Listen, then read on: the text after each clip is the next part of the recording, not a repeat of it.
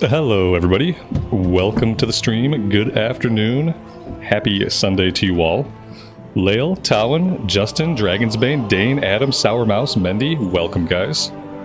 And thank you all very much for being here today. Let's check our mailbox. We sold a couple of things and we got a bunch of stuff sent back to us. 419, 2 gold, okay. That's nice. And I guess this stuff was the stuff we crafted. That didn't sell, so I'm going to vendor all this stuff. And then I sent myself some linen.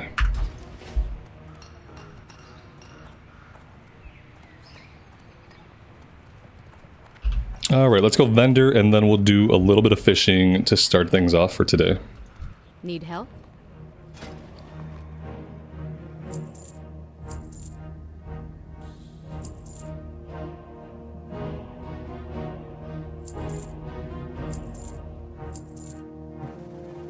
Safe travels.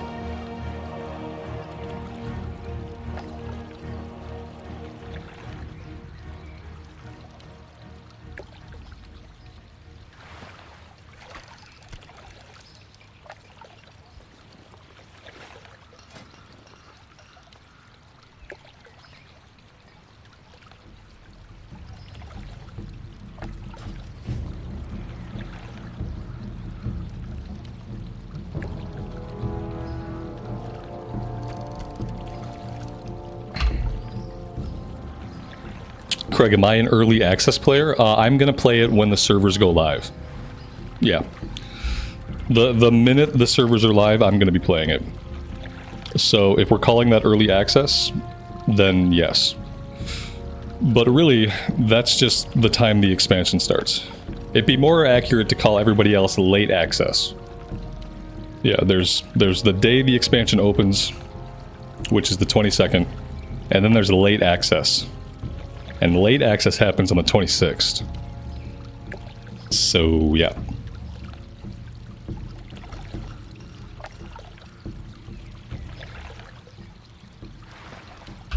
John, good afternoon, buddy. Welcome. Yep, I'm going to play it on the 22nd. I'm not going to stream it on the 22nd. I'm going to be doing a recorded series. It's going to be our full lore playthrough, where I read all of the quests. All the main quest, all the side quests, all the object descriptions, any books we come across. And then once I get to a point where I can do like 5-mans and delves, then I'll stream some more within. But the first couple days, I'm just going to be playing a bunch and just recording a bunch.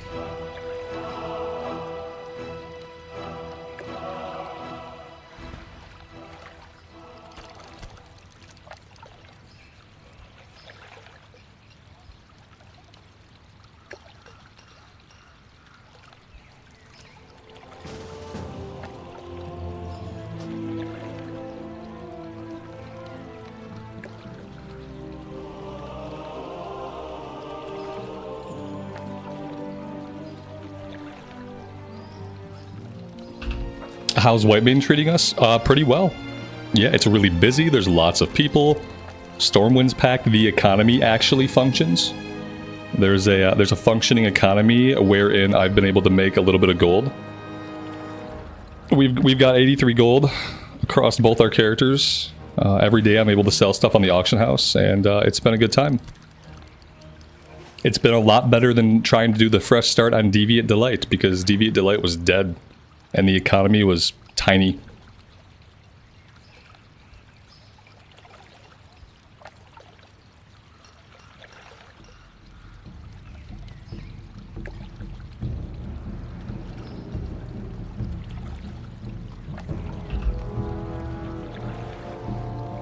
Do I still use Altaholic? I have it, but I don't really use it. Yeah, like, it's here, but... Like, the primary thing I was using it for was when I was doing a lot of hardcore on different characters, I was tracking the rested XP. That's really all I was using it for. And since I haven't been playing hardcore, I haven't really been using it a lot. It has a bunch of other functions that I just don't interact with.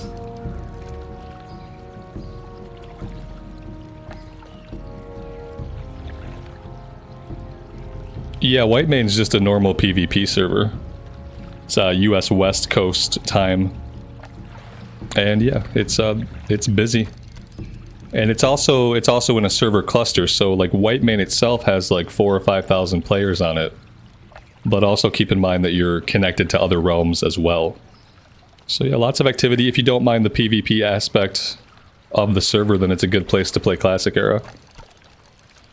Yeah, like hardcore's kind of dead for right now, and like the community tried to do the fresh start on Deviant Delight, but I guess that didn't really work out. I'm not really sure like why it didn't work out. To me, it was just bad timing. Maz, you have a weapon that maybe I could use? Yeah, sure, man. Like, if you want to give me a weapon, I'm not going to turn you down. I don't know, like, you know, as a priest, if it has stats on it, like stats are nice. But, I mean, as a priest, I have the Greater Magic Wand. That's, like, all the DPS I need for right now.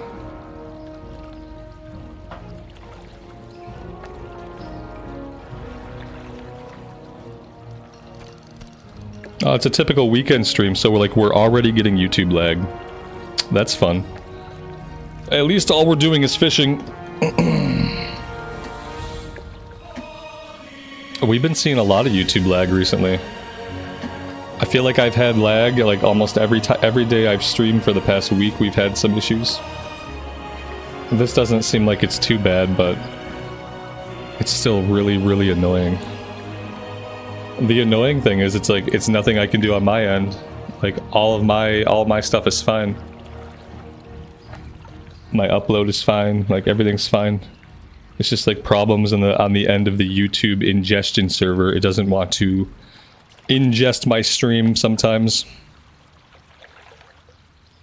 Yeah, the other character's a pally. Oh, it's a melee weapon for a pally? Yeah, that'd be awesome, man. Yeah, I wouldn't mind.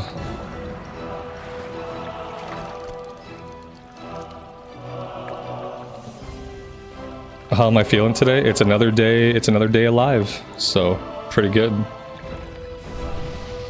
Are there many dungeons going on? I'm not sure yet, because I haven't got to the point where I'm doing dungeons.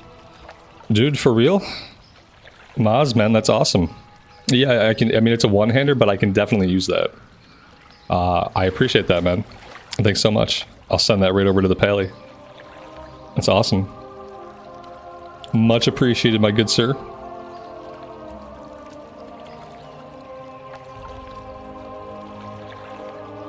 Yeah, I haven't got to the point where we've been doing dungeons yet, and I haven't really been looking at LFG. I suppose I could put myself into LFG and just like keep an eye on it. I'm kind of assuming that people are doing dungeons because there's tons of people on. Although sometimes on older servers, sometimes you see a lot more like raid activity and end level 5-mans and like less leveling groups. Let's see, global channels. Yeah, see, I'm not even in LFG. That's part of the problem. So I'll do that. Now I can kind of keep an eye on how many groups I see going out. I also have the LFG bulletin board, you know, which helps when you're actually in LFG. And we can kind of check that from time to time to see what's going on. Yeah, a lot of higher level stuff. Well, Nomergon, Stockades, looking for more, Heals looking for group, Nomergon. But then, like, you know, some higher... Oh, some boosts. If you want to buy a boost, you got a couple of boosts. Some GDKP. GDKP and boost groups.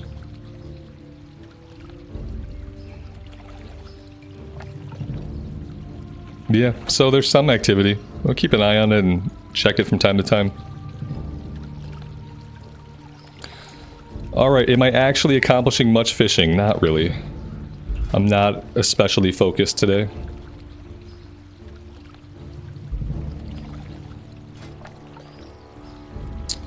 Let's do a little bit more. I'd like to level up cooking a little bit. Maybe at least get this to go green so we can figure out what we're gonna make next.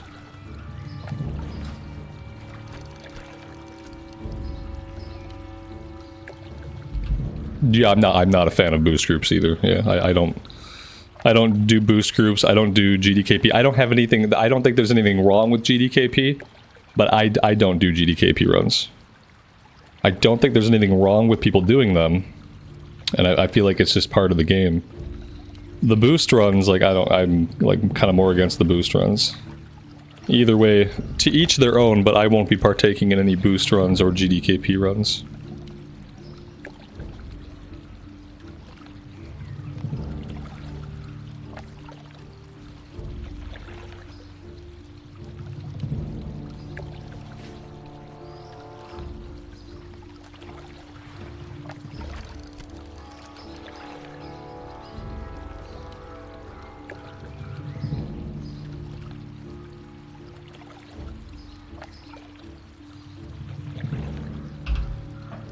I kind of thought, like, as we got closer to the war within, I'd actually feel, like, some more excitement for it, but, like, honestly, what I started to feel was I started to feel a little bit of worry and, like, a little bit of anxiety.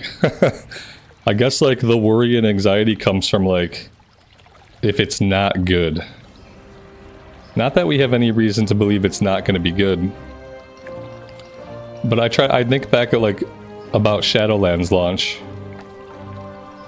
And, like, when Shadowlands was coming out, like, I didn't really have any reason to believe that Shadowlands was gonna be bad either. But it kinda ended up that way. I hope it's all just really, really good. But yeah, I'm not feeling excitement yet, because the excitement, when I start to feel it, kinda, instead it just turns into, like, worry.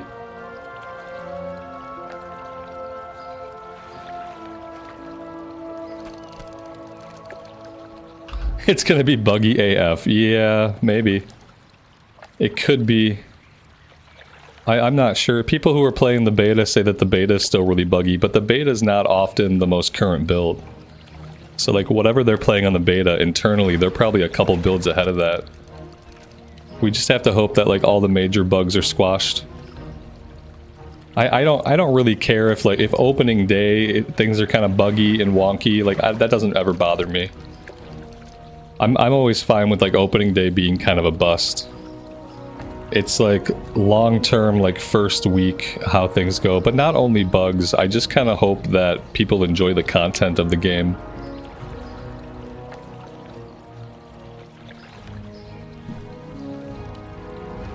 I think there's a lot of expectations around War Within to be good. Maybe more expectations around it than there even was for Dragonflight to be better than Shadowlands. I think people just really expect War Within to be able to knock some things out of the park. As far as, like, the direction of the story, the direction of the storytelling itself, like how narrative is expressed in the game. I think people have a lot of, like, potential expectations. I don't know how many of them are going to pan out.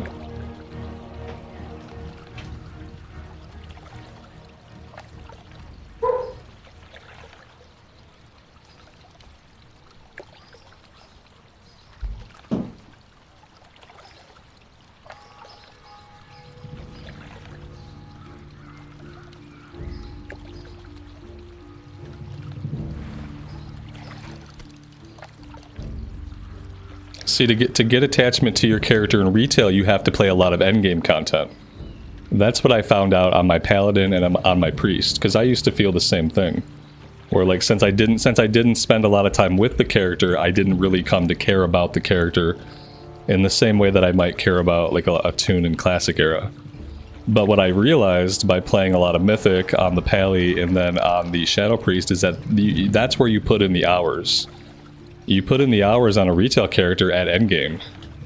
And, like, for me, like, once I put in those hours, now I do have an attachment to those characters. The Paladin, the Frost Mage, and the Shadow Priest. Like, those are the retail characters that I've actually, like, that I actually care about. And it's because I sunk a lot of hours in Mythic Plus and doing endgame stuff.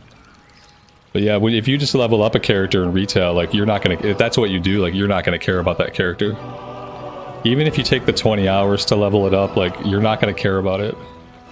It's not, and then if you move on to the next, it just kind of creates a cycle of, like, thinking, oh man, retail, I don't care about retail because I never get attached to the characters. It's like, well, yeah, you gotta put in a lot of hours at endgame. You gotta think, like, if you're leveling a classic era character, you're gonna put in 200 hours just to level it. So until you've put in like 200 hours of Mythic Plus, like, it's not, you know, you're not playing an equal amount of time between the two versions of the game, so.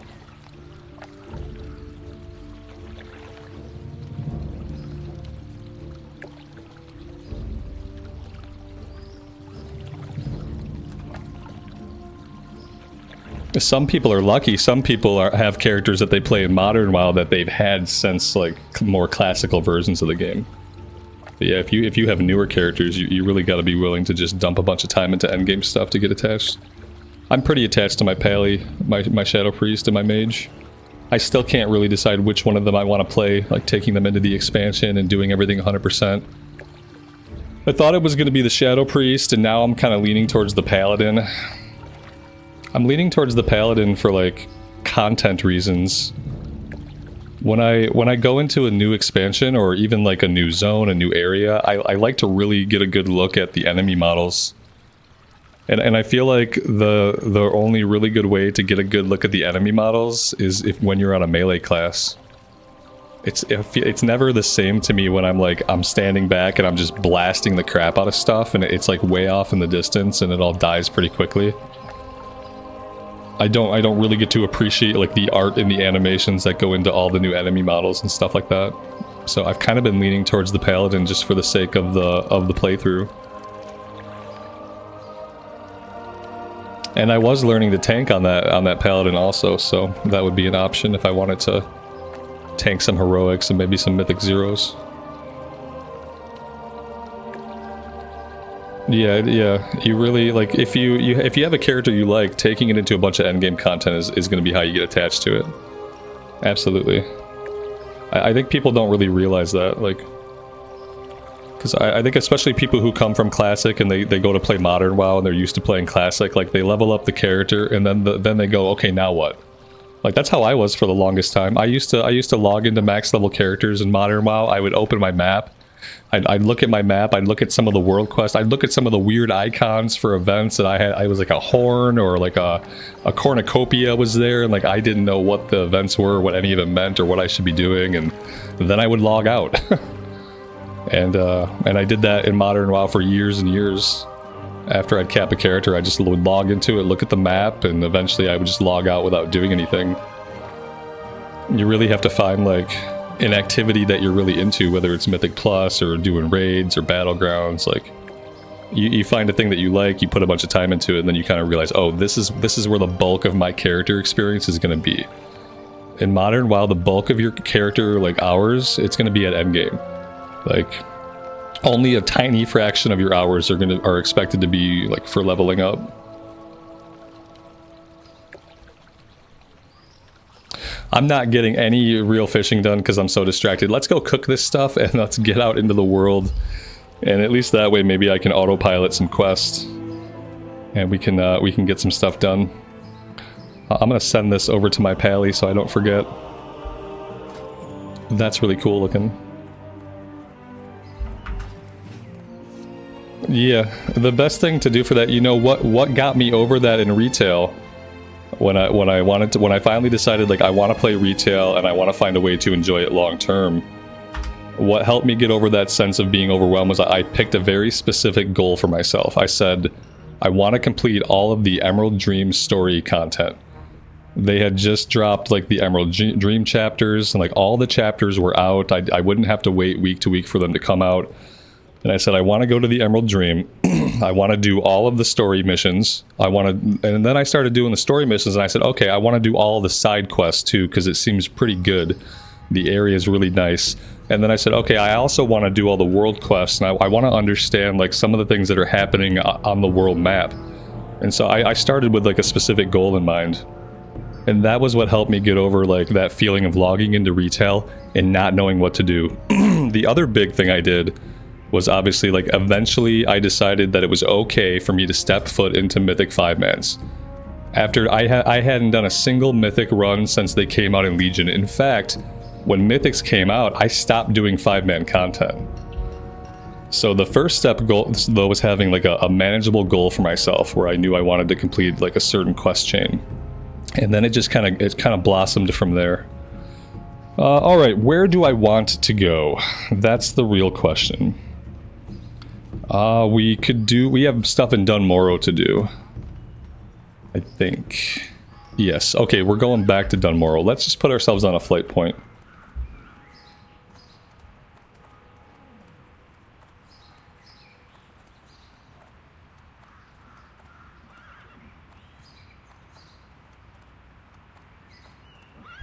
Oh yeah, Stormwind on this server is always popping off. It's always crowded. It doesn't matter what time of day it is or what day it is. It's always really crowded here. Yeah, I think that's why like the beginnings of expansions are a good time for people to get back into the game, because then you at least have a goal for yourself. You know, goal number 1, get to max level. Goal number 1, do the MSQ. But it's important that like if you want to stay interested in retail, as you are finishing up, like getting towards the end of your goal, you have to then come up with another goal. Like that's kind of what I did. Like as I was finishing up in the Emerald Dream, I had done all the side quests, I had done all the main quests, I had learned how the world events work in that area. That was when I decided, okay, I need to figure out like what else I can do. And that was when I got into doing Mythic Plus and found out that I really, really, really enjoyed it. But I think it's always about like, if you want to stay engaged with a game, especially with WoW, you have to have that next goal in mind. What's my next objective? Like, am I going for Keystone Master? Am I going for Lore Master? Am I just trying to clear all the raids once on LFR? Am I just trying to stay like current with the MSQ and the patches? Like just having a goal for yourself that happens after reaching level cap is crucial to stay engaged, I think. And I think it's where like a lot of players, they don't really have that goal in mind. Especially people that are just kind of floating over from Classic, or they're just getting back into the game after a long absence. They just start playing, they level up a character, the character hits level cap, and they're like, oh, okay, I guess that's it. But that's not it. That was the tutorial. Like, leveling up your character is the tutorial. You get through the tutorial, and like that's when there's a game to play. Like, that's how different retail is from Classic. Is the leveling in retail is just the tutorial part of the game.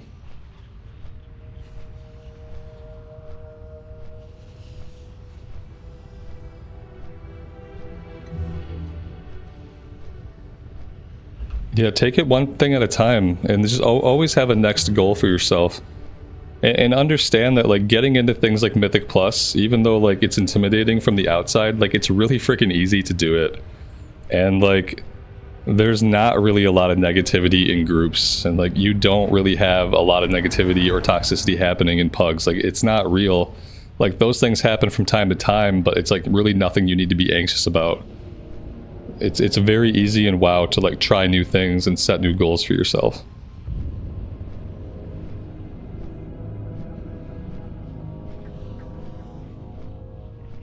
And the 5-man progression is actually pretty good now, because now you can do like, you do your regulars, you can do your heroics, and from heroics you can get enough stuff to do like mythic zeros, really low like mythic 2 keys. You're gonna have delves, like as a solo player you can progress delves for some gear. Like, you're gonna have a lot of potential things to work towards in the War Within. Even if you're a solo player that doesn't have a guild, maybe you don't want to do like normal mode or heroic raids, you're still gonna have a ton of stuff to do. It's still gonna be easy for you to say like, okay, I'm gonna try for this, I'm gonna try to cap out my ranking in delves, or I'm gonna try to get Keystone Master for season 1. Because yeah, there's gonna be a lot.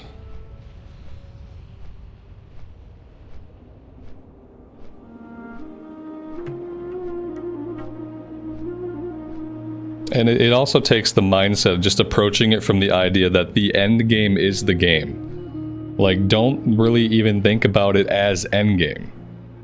Think about it as the leveling being the tutorial for playing your class in the expansion. And then the content's going to happen at endgame. Because, like, even if you're a person that's interested in the story and interested in the lore, a lot of that is going to happen after you're already level cap. So even if your purpose is to, like, just read all the quests and stay current with the MSQ from patch to patch, that stuff is also happening when you're max level. So, like, I think it's just important to kind of shift away from thinking, like, oh, endgame activities. No, this is the game. And the leveling portion is the tutorial of the game. Because it's a paradigm shift from how it used to be. Have I played SOD? I played Phase 1 of SOD and Phase 2 of SOD, and by the end of Phase 2 it was very clear that Season of Discovery was not made for casual classic enjoyers like myself. And what I decided is if I wanted to do, like, meta-based, like, five-man activities, like dungeons, or even if I wanted to do raids, that my time would be better spent in retail. And so I stopped playing SOD, and I started playing more retail instead.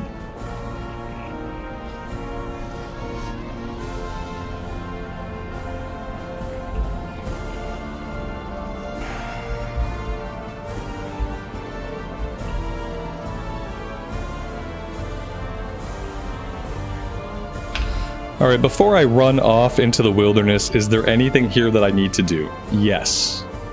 Yes, there is. I knew there was going to be something important. We need to go train. Psychic Scream is going to be really useful.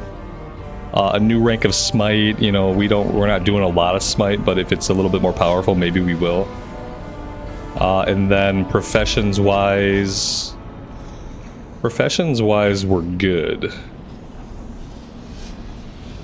Yeah, nothing to really train there. But yeah, we definitely want to visit our class trainer really quick before heading out. Marson, I have not. No, I've never crossed an ocean on a plane, and I don't really have any plans to. I'm not really a person that enjoys, like, a lot of travel just for like the sake of it. I'm more of a homebody.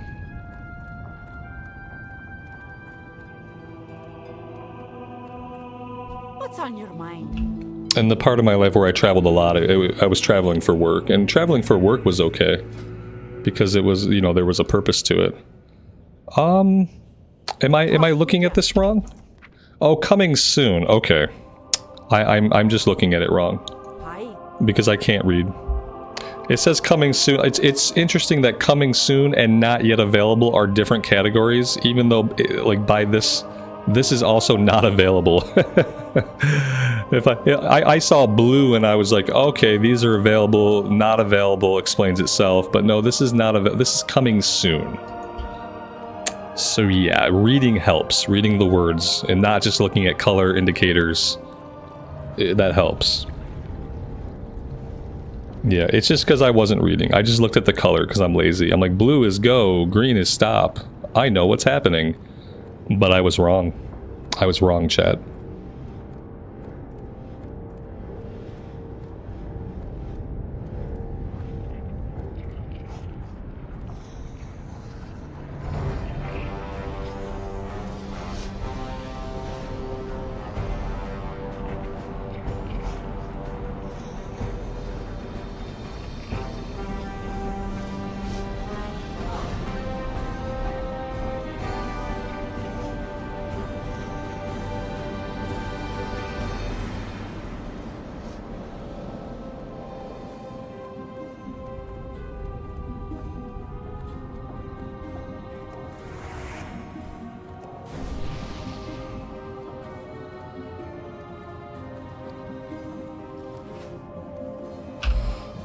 Do we want to look for any new gear? Like, are we good with what we're... I think we're good. I don't think there's probably not a good case for us to spend any money on gear, especially since we have tailoring. Yeah, if we were gonna spend any money, we'd probably want to spend it on, like, maybe getting a few stacks of wool. It wouldn't be a bad idea. I wonder how much stacks of wool cost. So we're not even finding wool yet. But that's kind of where we're at, like, level-wise. Tim, good afternoon, man. Welcome to the stream, and thanks for being here. What am I drinking out of the coffee thermos? Coffee, surprisingly. Okay. Yeah, let's look, let's do woolen cloth, just out of curiosity. I don't want bolts of it. I didn't type the word bolt. Okay, apparently all it wants to show us are bolts. Yeah, I don't have any yet to even use as a way to look it up. Is it just wool cloth? Yes. Okay, it's not woolen cloth, it's simply wool cloth. You'd think after 20 years I would know this. That's not really like super expensive, so you can get a stack for like 75 silver. What could I make? Gloves with stats, boots with stats, we already have. Cape. Yeah, I think we're good for now. We'll start getting some soon, I think.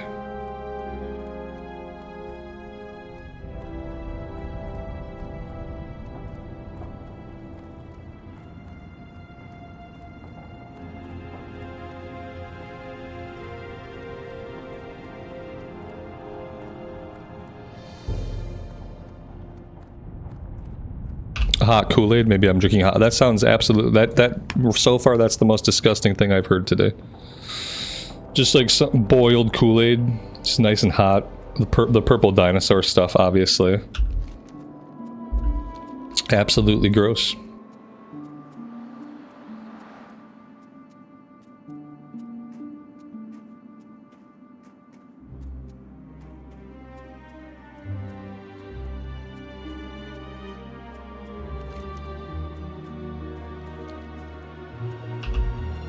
Alright, we can actually cut out right to the east. As a priest, we might be able to do the elite quest. We can give it a shot. It's a level 12 elite quest. I think the mob is also level 12, possibly level 13.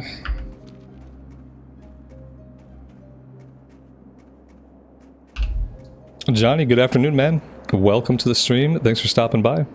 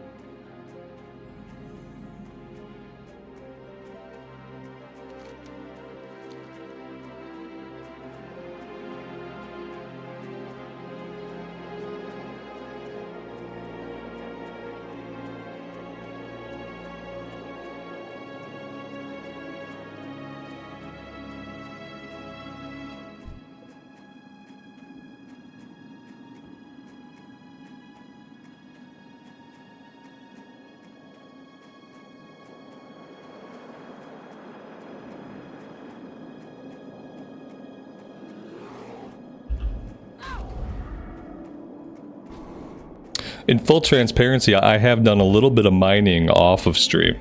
Just like an hour or so, like minutes here or there where I find myself in my office and I have a little bit of time. I have worked on a little bit of mining. Nothing like super substantial, but it was enough to let me sell a couple more stacks of copper bars.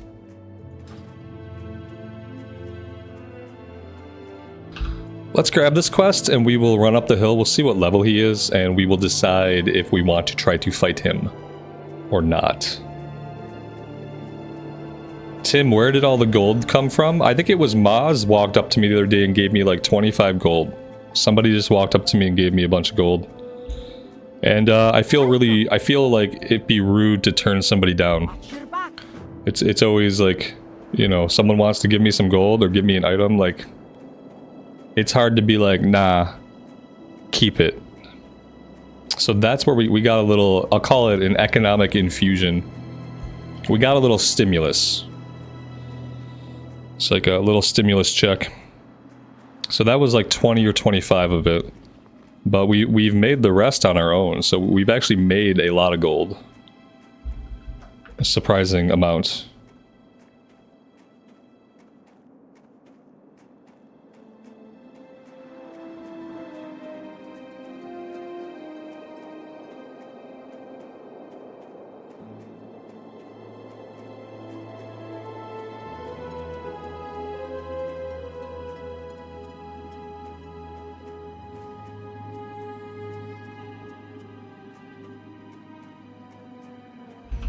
Yeah, I just feel like it's rude someone wants to give you something to like turn it down. Now, I'll never ask people for things. Like, I'm never gonna ask somebody for gold. But if somebody wants to walk up to me and hand me some gold, like, I'm basically gonna take it.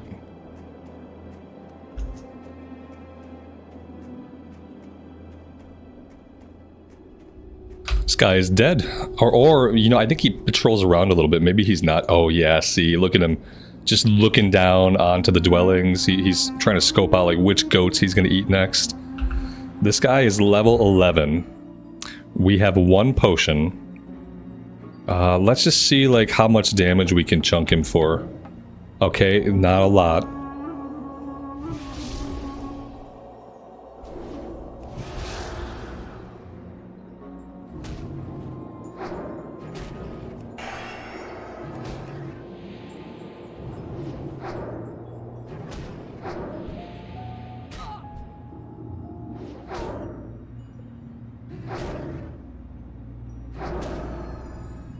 We've got a little bit of support here. We've got a level 9 priest that seems to be like healing us a little bit, helping out a little bit with the wand. So I think we're gonna get this guy.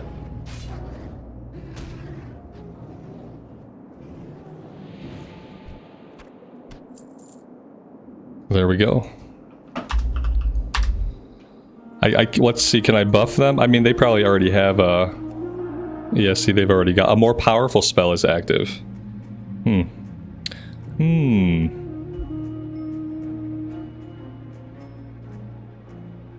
Well, it's nice to get that done now. Now we don't have to worry about coming back later. How are you? Be good. Let's see. I don't think we need any of this stuff. Keep your feet on the ground. Yeah, we didn't need it. Farmer's shorts. Let's go ahead and vendor. The finest wares in the land.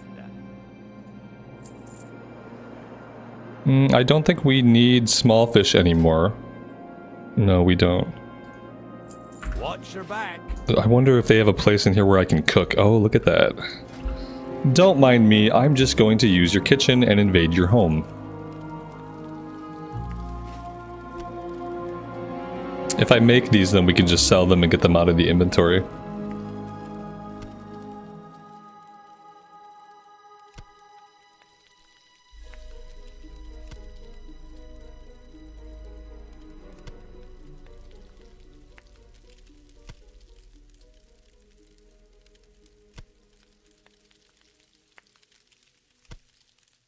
Someone should make like an Airbnb Dwarven hovel.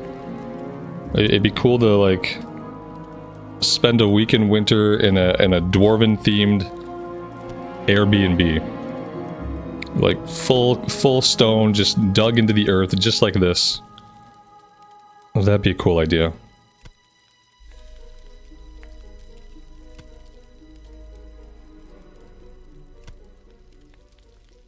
Obviously, the kegs of ale would be included.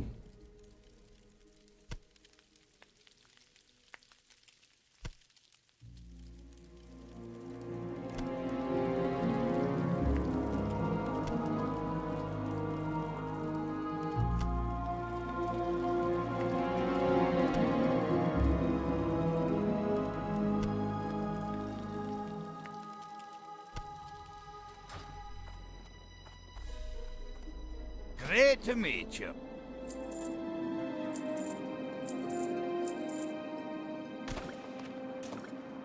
Off with you. Alright, to the quarry we go. I'm kind of hoping there will be a lot of mining opportunities at the quarry. It is a quarry after all.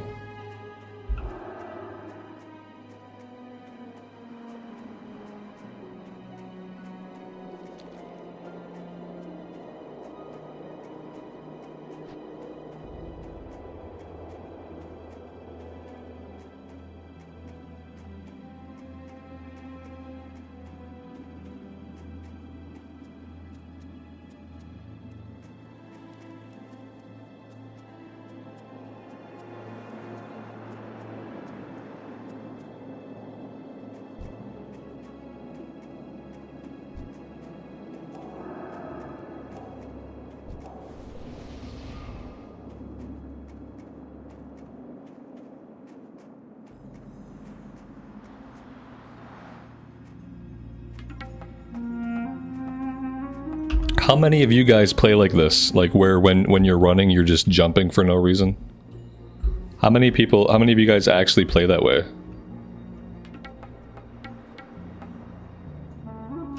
You got my attention. Safe There's, travels. and now everybody's doing it. See, now he's got everybody bouncing around. Just constantly jumping. Always, yep. Always jumping. Always be jumping. That's what I say. See you soon. I wonder what that is about. See, now we got everybody doing it. I've never really been a jumper. I'm kind of a strafer. Like back in the day when I'd be waiting for the raid leader to like get done explaining the fight that I already knew, and I'd listen to the explanation a million times, I would strafe. Like just standing in the raid group, I would just strafe back and forth. So I was always kind of a strafer, but I've never been a jumper.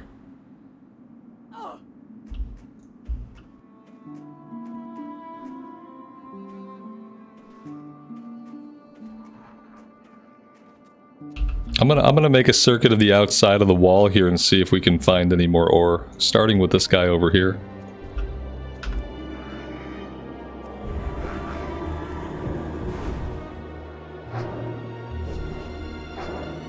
Any tips on how to get a stain out of your t-shirt? The only thing I can really say is make sure you dab. Dab it, don't scrub it in, just dab it. It's really the only advice I have. Cold water. And just don't scrub the stain into the material. Try to let the cloth soak the stain right out of the material. It's your best bet. The other thing you can do is just stop being so freaking clumsy and stop staining all your clothes. Jeez, don't you care? Are you not paying attention when you eat, drink, do whatever? Like, come on, just get it together.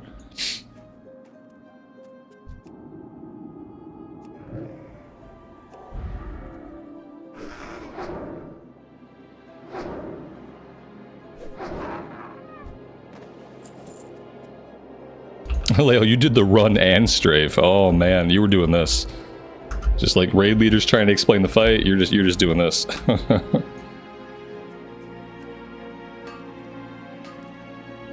At least you weren't laying down like the choo-choo train toys.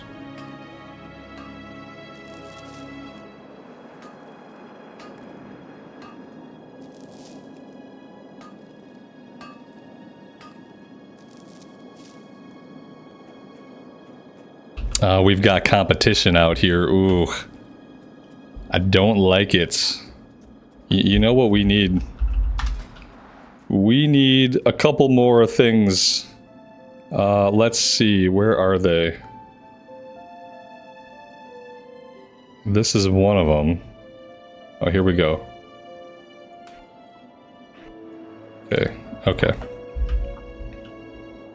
Let's do that. For now, we can do this. Okay, so now when we're trying to compete for, we can tag. We'll tag everything. If we say tag, then they have to leave it for us. And then if they don't understand that, we can hit them with the next macro. So we can tag stuff, and then we say like, "What? You don't know about tag?" And then while they're reading that, while they've stopped, and they're like, "Oh no, this guy is saying stuff to me in /state." While they've stopped, we swoop in, and we get the ore. So it's like a distractionary tactic. You know, first we say tag, which is going to throw them off, and then we say, what, you don't know about tag? And by then, we're already mining the ore, and they're still reading the /say. So that's what we're doing. That's what we're doing. That's the fourth time you've got me to discuss stain removal? Well, I got news for you. That's not how you spell stain.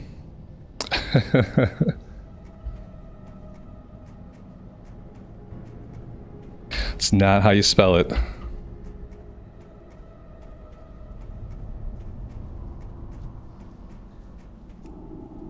At least now there won't have to be a fifth time.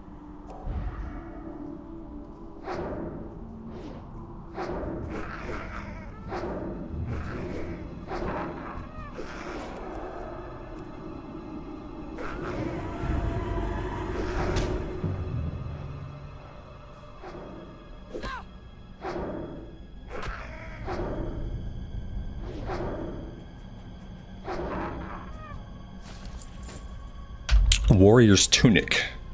2 strength. Okay, we need to start finding some higher level greens. Some higher level greens would be nice.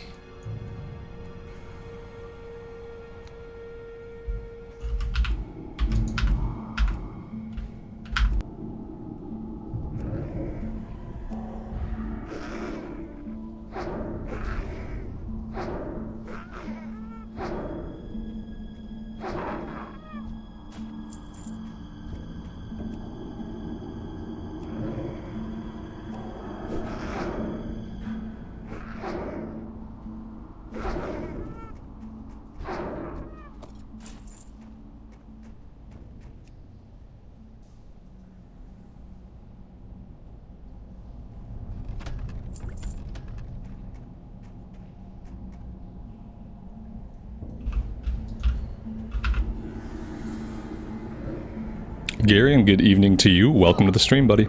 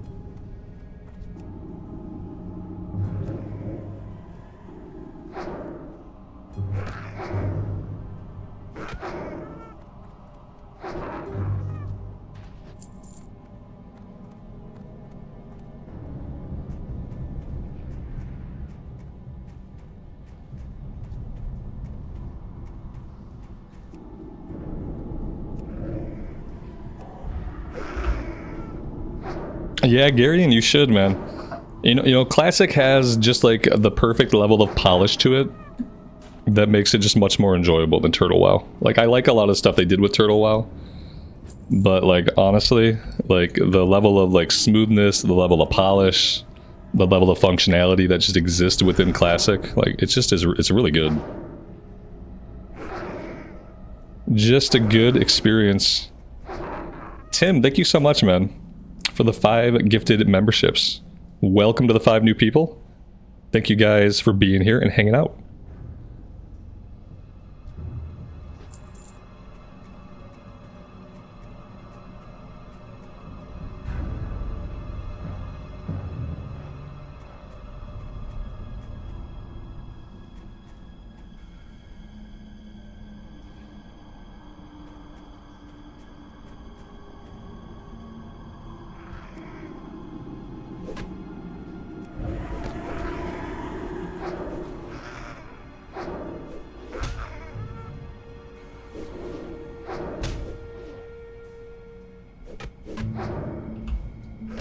Yeah, even I can't target people. There's no way for me to like really even like mark VIPs. I would love to have a different color for just like VIPs. That'd be nice. Like yellow would be a good color. Got green for members, blue for mods, and just like some kind of color for VIPs would be nice to have.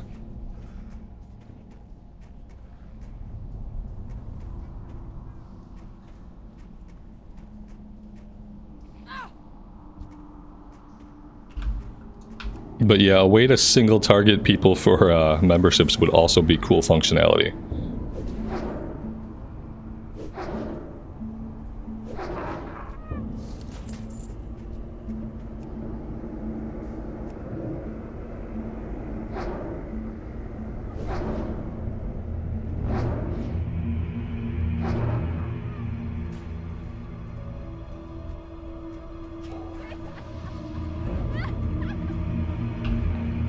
They said you're it. Get it? It's a tag joke. It's a tag joke. What, you don't know about tag?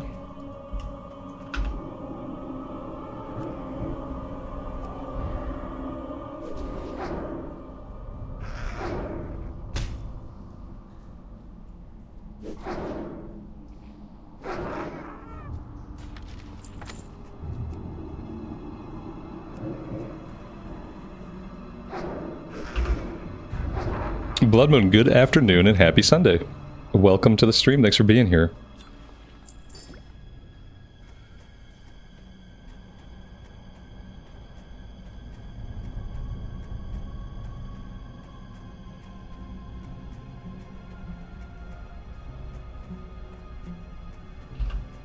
We didn't find a single ore in this cave. I think the person we saw outside mining the ore outside must have just come out of the cave, and they must have got everything. Because it's really not typical to not find a single node.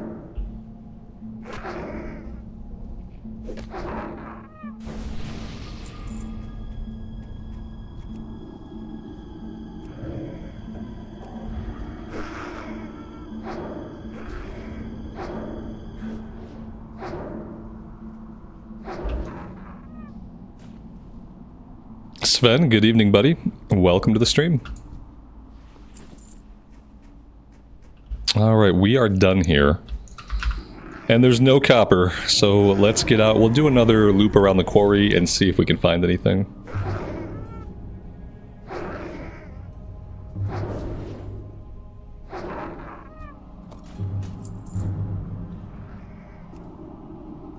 Got a Dagger of Nature's Wrath, +1 to spell damage.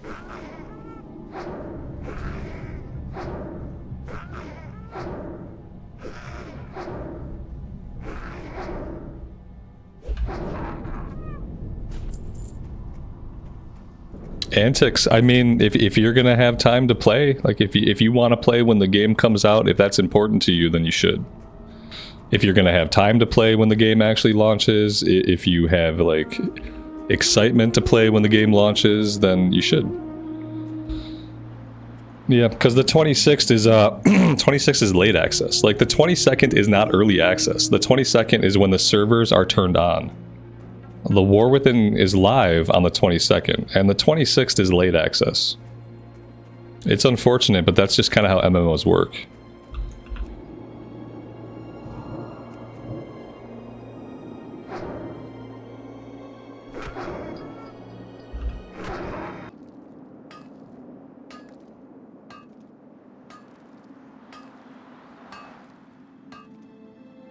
That was a nice old lag spike. That might have been on my end, because I am lagged out in the game. I think I got disconnected. Let's reload the game. Let's do that. You guys are back. Looks like the stream is alive, but WoW had a lag spike. That might have been me. Judging by how I lost connection in the game, that might have been my side. That might have been my side. I'm gonna have to have a little chat with my ISP. Because that kind of lag spike is absolutely unacceptable. I think we're good now.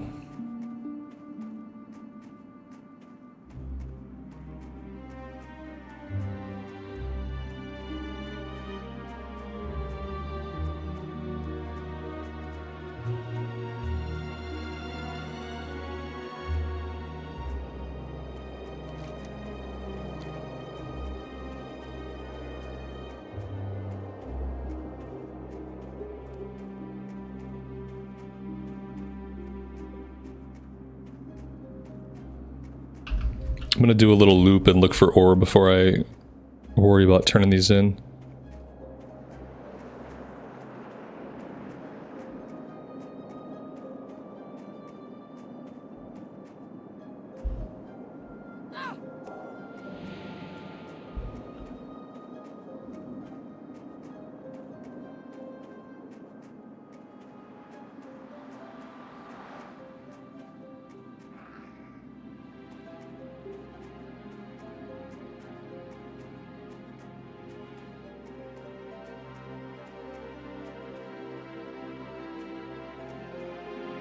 There is nothing.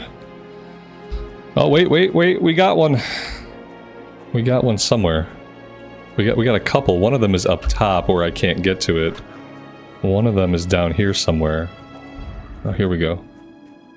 And then we have to get up top for the other one.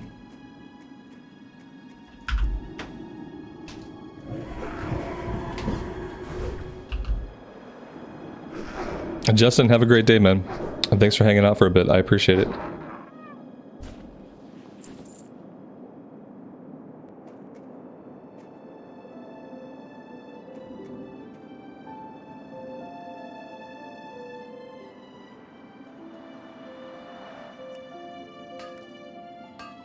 Can I put it on stream? Sure. My wife crocheted this pig. She's crocheting pigs now. Just all pigs. 100% pig. But that's pretty cool. That's awesome. Came out good.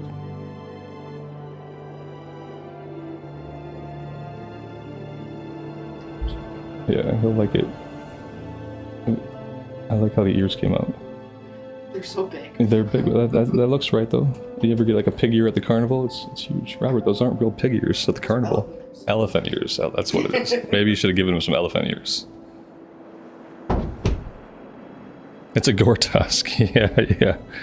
That's like actually a good idea.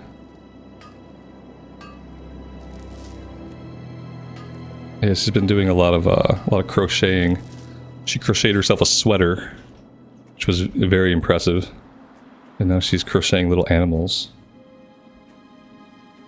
To me, like, things like crocheting are like magic. Like, I don't know how you take yarn and you take two stupid little metal hooks, and then with those you somehow make objects. Like, that doesn't even make sense to me. I have no aptitude for real life crafting.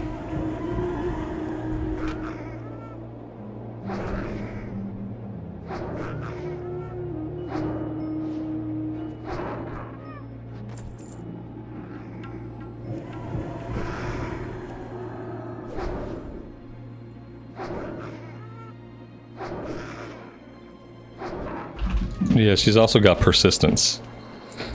And that's not something I have for stuff like that. I've never been good at those kinds of things.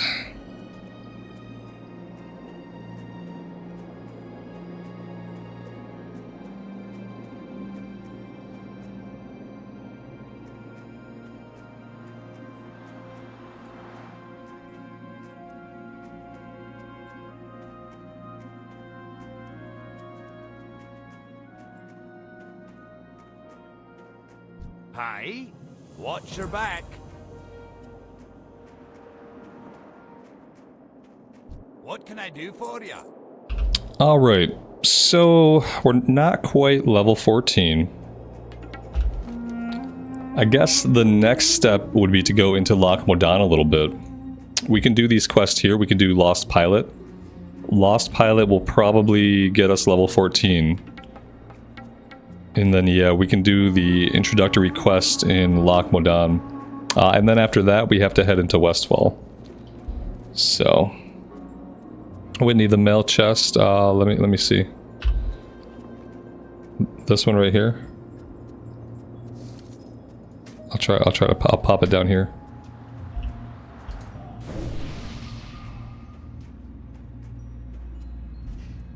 Sven, thank you so much for the $10 Superman. I really appreciate that. Yeah, thanks for being here. Making the content for you guys is my pleasure. Absolutely. Thanks, man.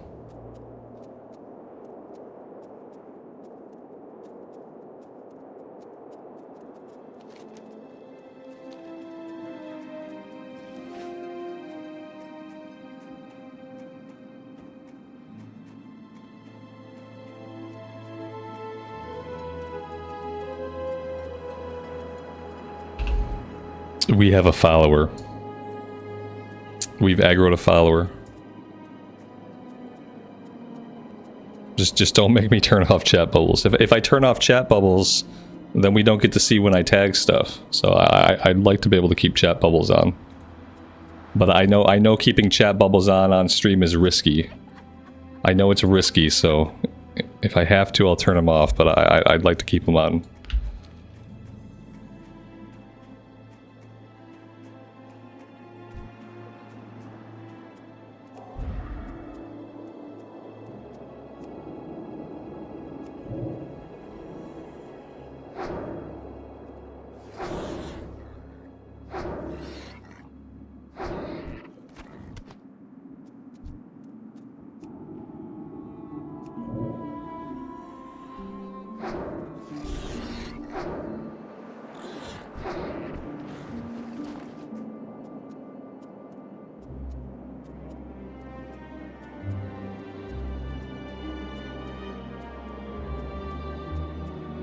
Oh, Whitney, I had no idea. You should have said something earlier. Like, yeah, I don't know these things. And I never remember people's character names, so even if I saw the character once, I wouldn't remember. There you go. Boop.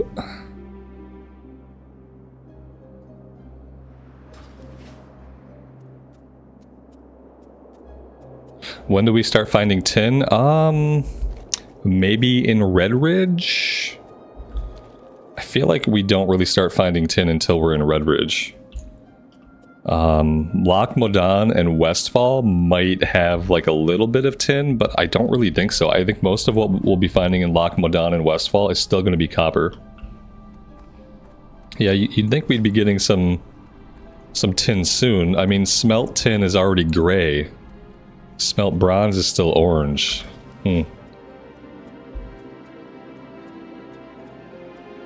Yeah, probably pretty soon. You got my attention.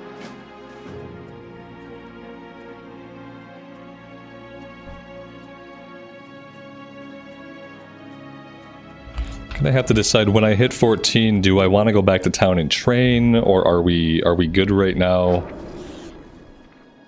Like, the fear would be nice, because sometimes I overpull, and it would be nice to have the fear. The new rank of Smite I don't really care about. I'm not using Smite. Renew, same thing, like that would be a nice to have, but I don't know that we actually need it. I think I'm gonna wait. Level 16 we get a new rank of Mind Blast, and I certainly want that right away. But I think I'm gonna wait till level 16 to go train. We'll be okay.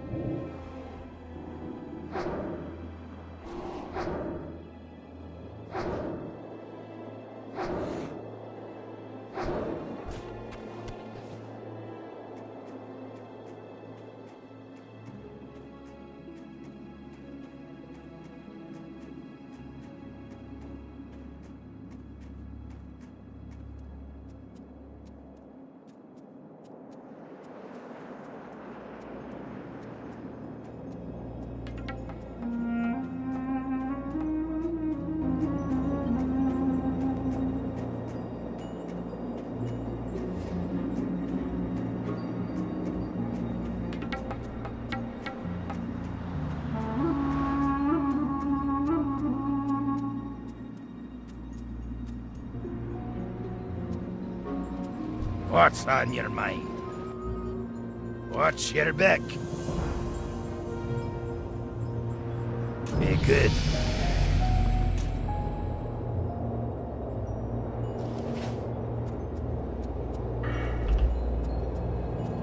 Alright, that's awesome. That'll be the last talent point in Spirit Tap. So now we'll be proccing Spirit Tap every time we kill something that yields experience. And next, we get to start buffing our wand damage, which is going to be awesome.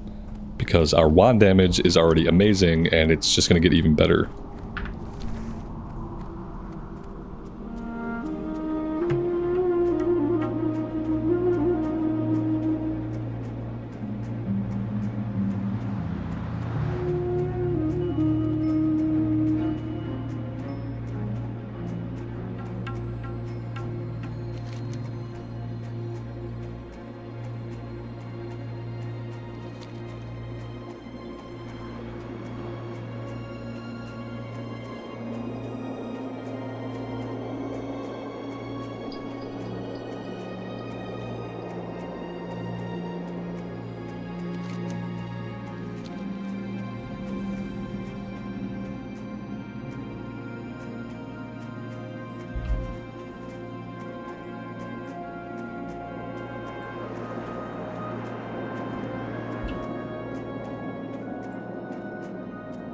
Sour Mouse, I appreciate that, man. The more bags, the better. Yeah, we got 2 6 slots. Our only small bags remaining. Obviously, I need the inventory space. I need to take a second and probably like convert these to bolts. Would that save me any space? Yes. Okay. Yeah, well, we're going to take a second here. I'm going to convert all these into bolts. That's going to help us a little bit with inventory space for now. We'll do that once we get to Keranos.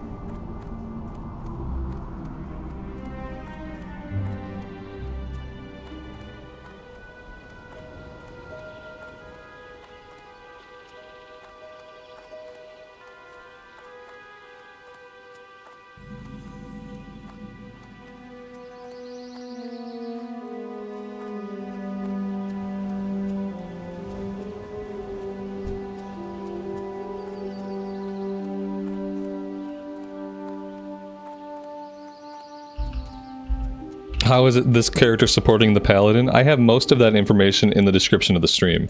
What can I do? As far as like what we're doing with the professions here and how they support the paladin. But in brief, the tailoring is to make healing gear for the pally. The tailoring is also to make bags to sell for gold. And the mining is also to make gold. So mainly this is just a professions toon to make some gold and make some healing gear for the paladin. That's the primary objective of the character. And also just to have fun leveling it. But yeah, mainly focused on making gold. Doing things like cooking and fishing. Like I can do cooking and fishing here to give us buff food on the pally instead of having to do that like in the recorded series. Great to meet you. The problem is like in the recorded series, I never take the time to do fishing and cooking. Because it's just like, it's kind of a lot, it's a lot of time to do in a recorded episode. When, you know, it's not really interactive. It's easier to do the professions when I can stream them and just like we can hang out and we can chat while I'm doing professions. Have I been playing hardcore recently? Not like super recently, not a lot. There was like a few weeks ago we started a shaman run. But yeah, hardcore's kind of dead right now. It's not dead like in the fact that there's like nobody playing it. Like there's a population of people that play hardcore and it's like it's a small population, but it's a persistent population, I think. But more so in the sense that like it's not really like the community is not super interested in hardcore right now.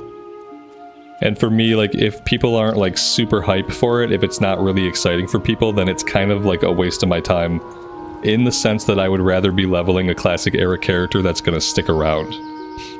I'd rather be working on something more long-term, especially when people are just like not super hyped for it. Yeah, like I said, there are people who love it, who will continue to play it. There are probably people who only play hardcore, but it's just not like, it's not popping off right now. And Blizzard doesn't really seem interested in doing a lot to like draw interest to it or to like support it really in any way.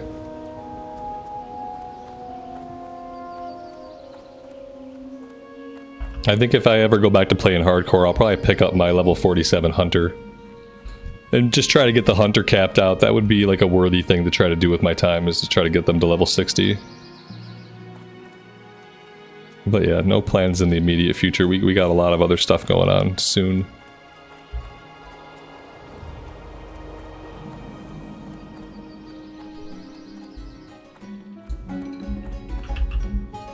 How are you?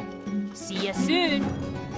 Alright, I'm going to have these bolts. I'm going to make these bolts and I'm going to step away for a second and go bio. While this runs, I will be right back.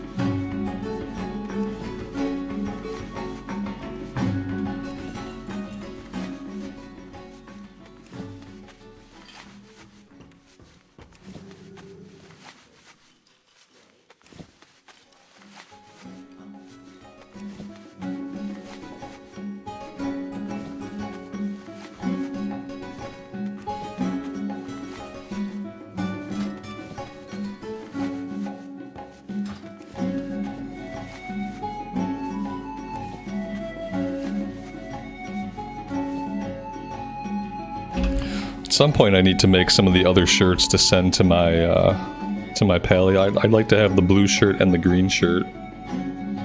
Just to have some different options to like color match my gear. Sour Mouse, thank you so much, man. I really appreciate that. That's absolutely huge. Thanks, man. Now we're all set. It looks good down here too. I like having the matching bags. Very cool.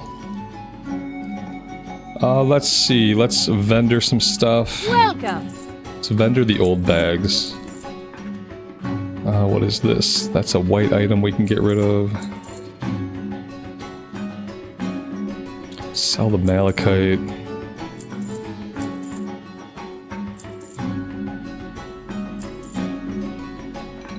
Crag boar ribs. I feel like we could cook the crab boar ribs, but I don't have the recipe for it. I think it was crag boar ribs and rhapsody malt that we need. And I just don't recall where we were supposed to get the recipe from. I feel like it was a quest item recipe. Let's see. Nobody here is going to sell it. Esme, thank you so much for the 1 month. That's awesome. Thanks for being here.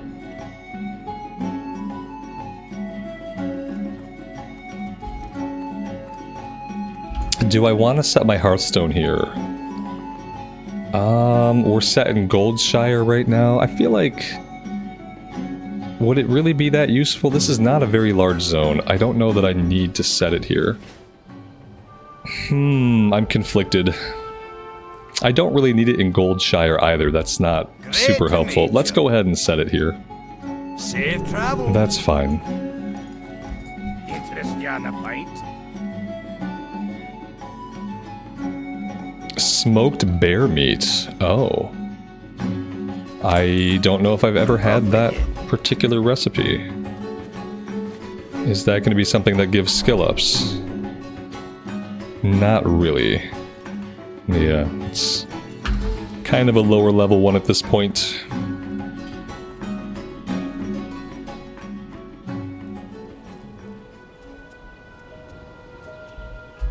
Well met. Be good. How are you?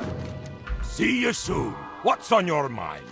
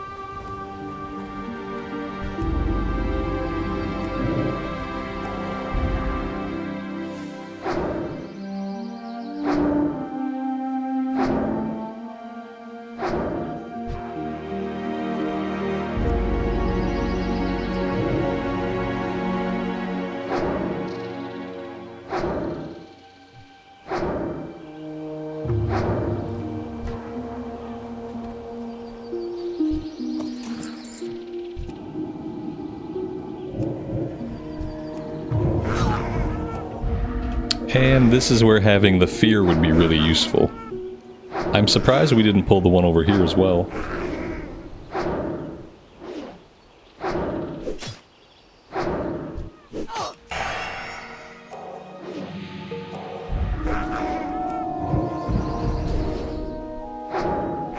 Lael, I vaguely remember that. I think my roommate at the time watched that, but I don't think I ever really watched it. but it sounds super familiar.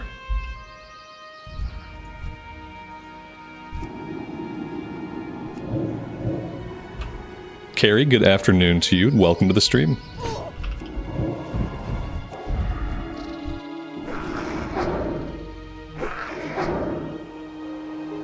Yeah, I think my roommate was into that show for obvious reasons, yeah.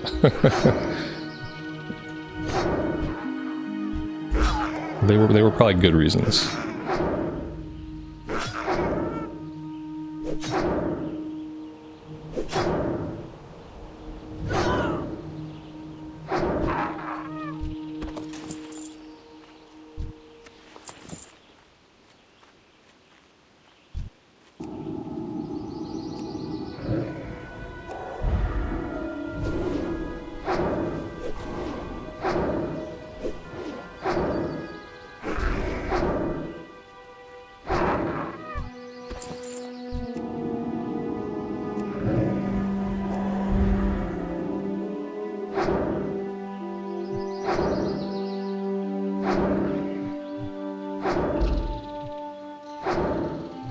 DVD, thanks for being here, man. Is this my full-time job? I mean, I don't have a job. This is not a job. This is not a job. But it is what I do. Yeah, I do lots of other stuff too. But if you're asking if do I have a day job, no, I don't have like what you would call a day job.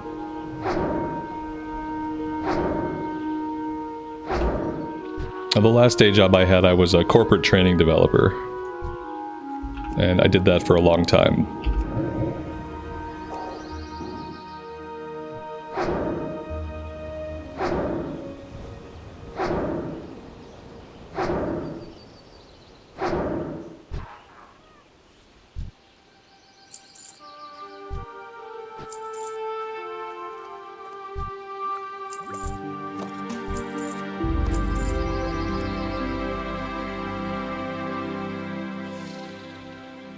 Even if I considered this a job, which I don't, it still wouldn't be full-time if you're trying to compare it to like a corporate hours per day schedule.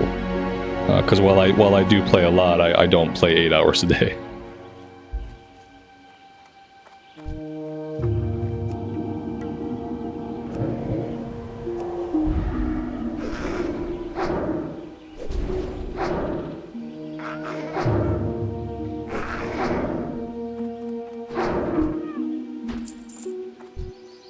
We have some Hyperspawns. Very nice.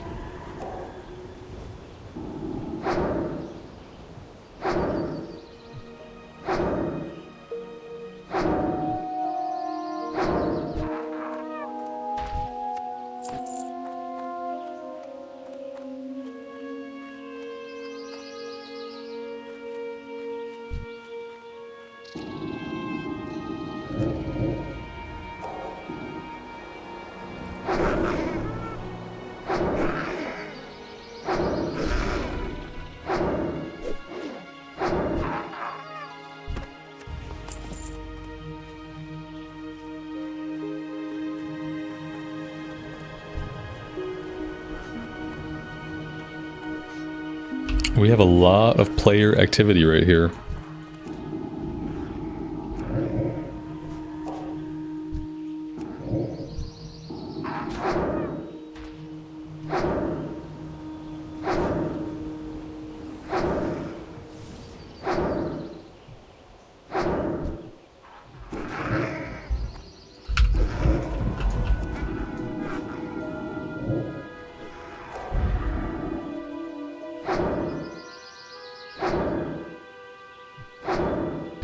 There we go. It's the first tin vein that we've seen, and we are going to lose it to this guy right there. He's going for the tin, and there's really, with all the respawns, there's no way we get up there fast enough to even, like, get a hit off the node.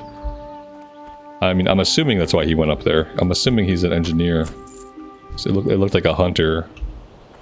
Yeah, it's gone. He definitely went up there and snagged it. Well, there we go. Now we know we can find tin in Loch Modan. It's just probably not going to be super common. You know what? I didn't tag it. If I'd have tagged it, I'm sure he would have let us have it, so that's my mistake.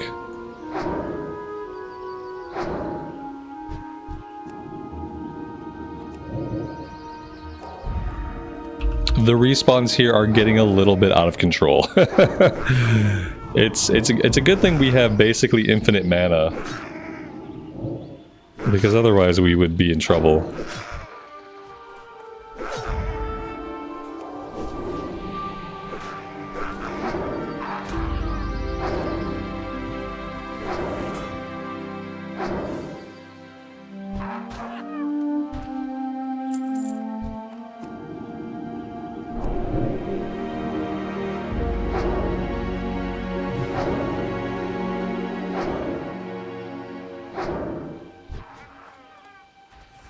I'd love to loot these guys.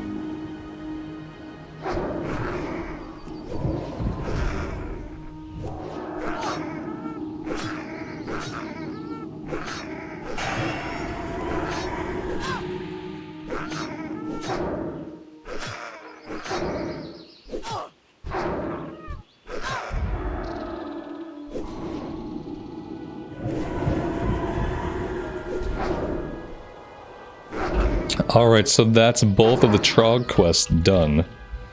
We can extricate ourselves from this area. And now we need to start looking for boars, bears, spiders. We need some kobolds.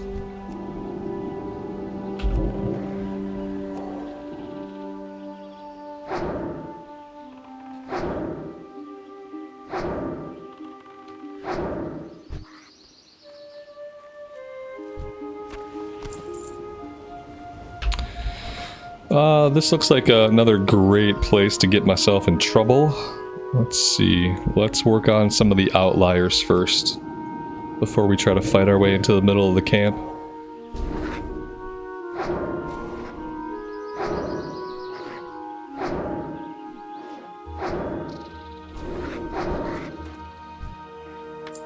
We got a hunting bow. That might sell on the auction house, potentially. Level 12, and level 11. I don't really want to go in on all three of those. So let's come around this way.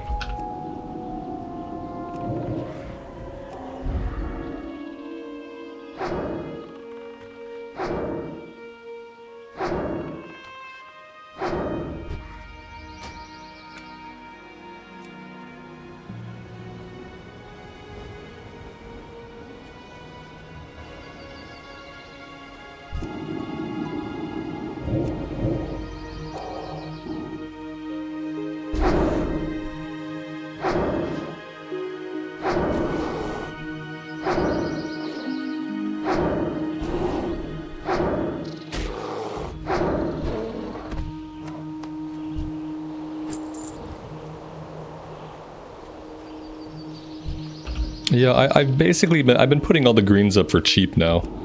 I've been putting all my random greens up for like 10, 15, 20 silver tops. I've kind of like, since I'm selling other things pretty consistently, I've kind of given up on getting lots of gold for like the random gear. So the random gear I have been selling for really cheap. And at least that way I'm not vendoring it, and like if I put it up for cheap, it actually sells. If I try to like look at other comparable prices and I try to nickel and dime the item to get it as close to market value, oftentimes it doesn't sell. Maybe we'll get lucky and we'll find some blue items that I can sell. Like, so many blue items on this server sell for a lot of gold. Even stuff that's like relatively common, like Rockzir's mace or Rockzir's axe, whatever it's called. The Prospector's axe. Like, there's a couple of them that are just like pretty common drops, and they're selling for like 150 gold, 200 gold in some cases. So I'm hoping we find something like that.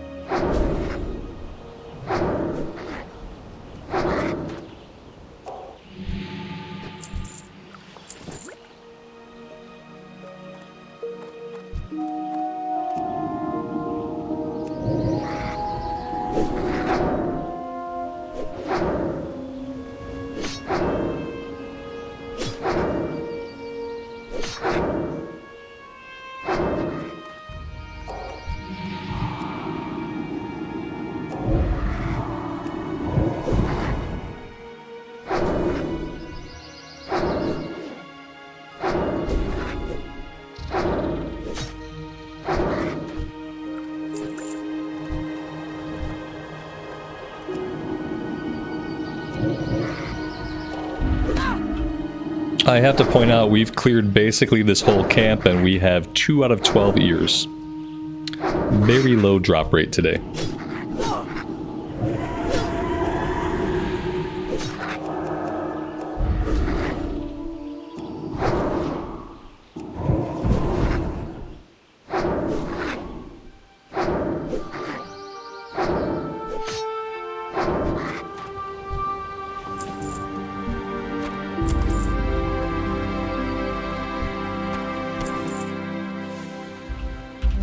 What I really should be doing, I should kind of be making like circuits back and forth along the mountains. If I want to find any ore, if I want to have anything to put up on the auction house, then I really need to start actually looking for some more ore.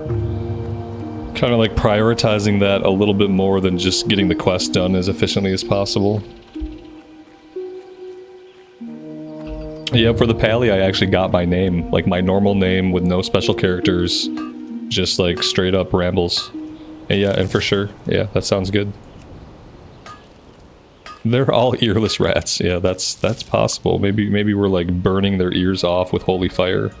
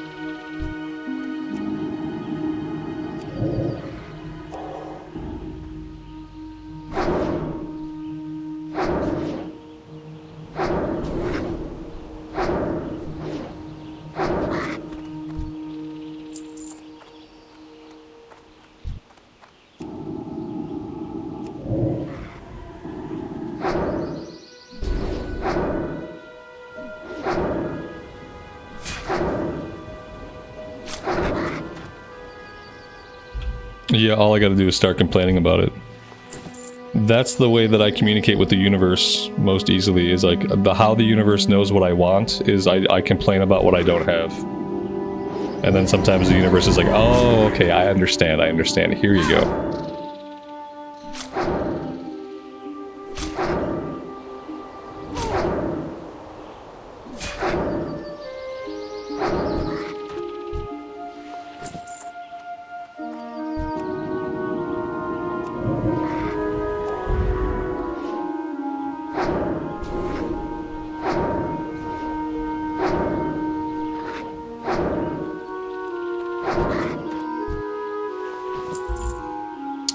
Burnt leather breeches. Leather with 1 agility.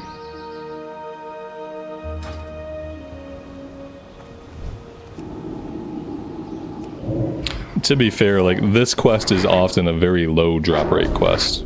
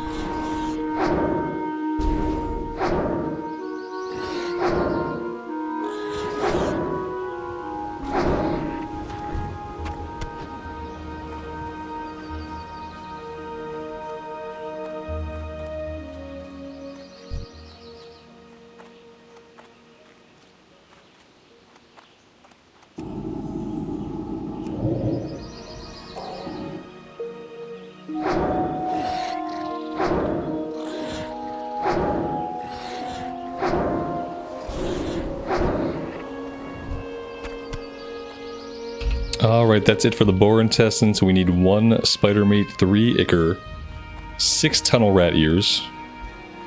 Since we're up this way, we can go ahead and turn in this breadcrumb. But then I kind of want to scour the mountainside up here to see if we can find any more ore.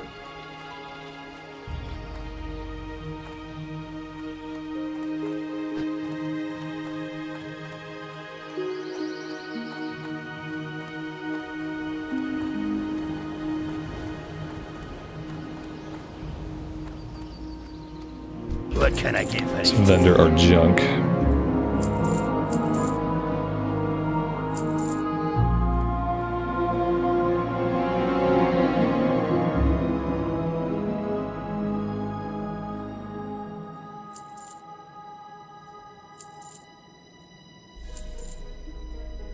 Watch your back.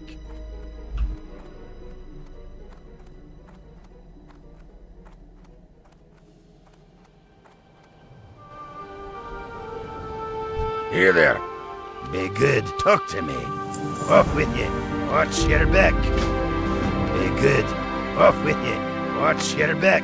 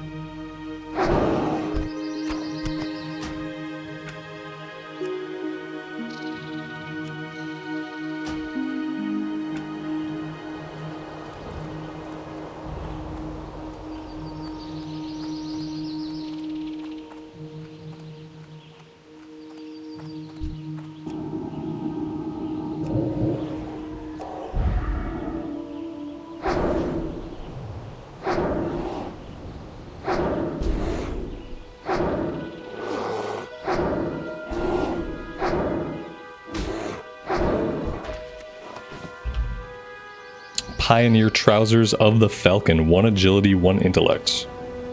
Level 7.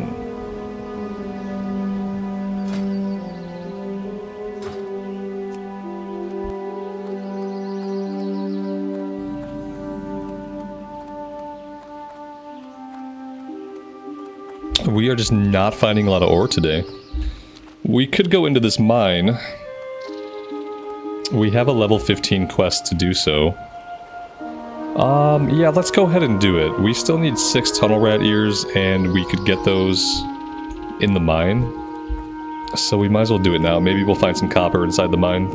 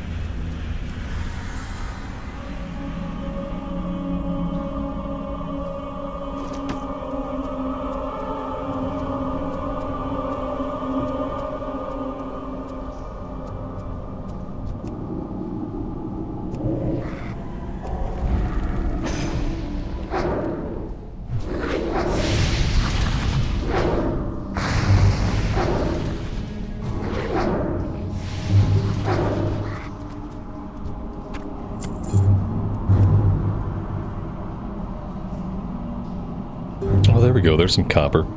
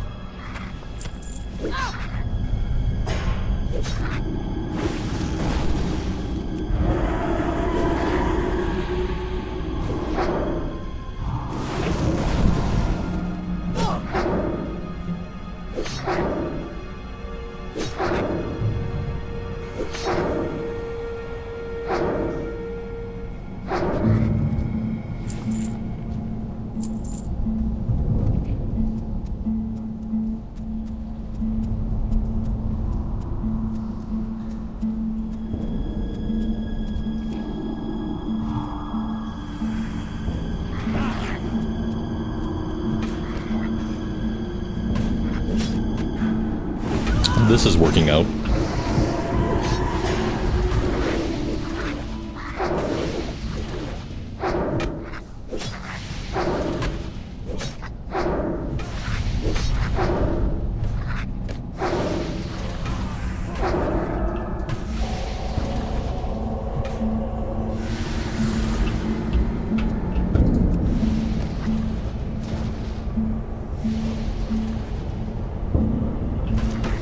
Johnny, I appreciate that, man. Thank you.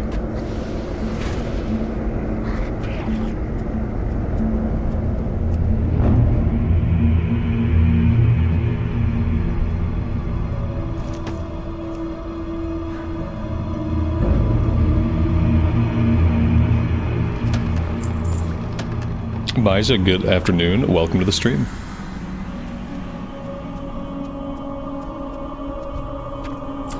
Alright, 11 out of 12. Let's make our way out of here. And I'm sure we can get the last one on the outside of the cave.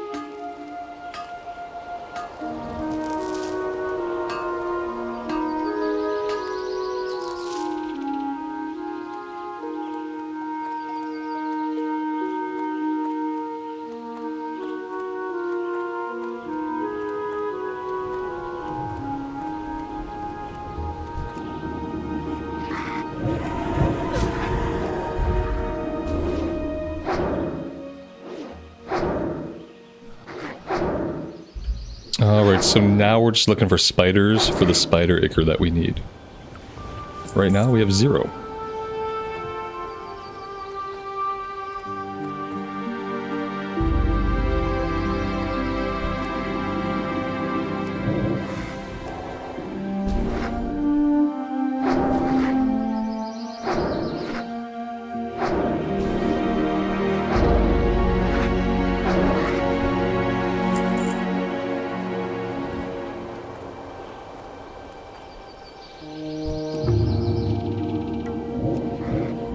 Somewhere back here there's a lot of copper, so I'm gonna have to clear my way through this entire cobalt nest, I think.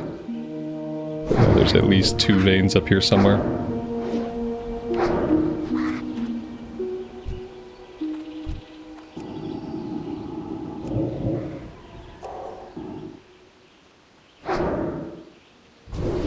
Potentially, maybe I could sneak by these 2.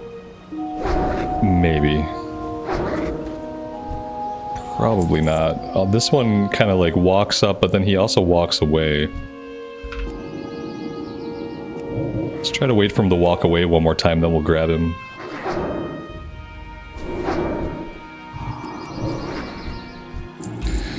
Alright, that didn't exactly work like I wanted it to.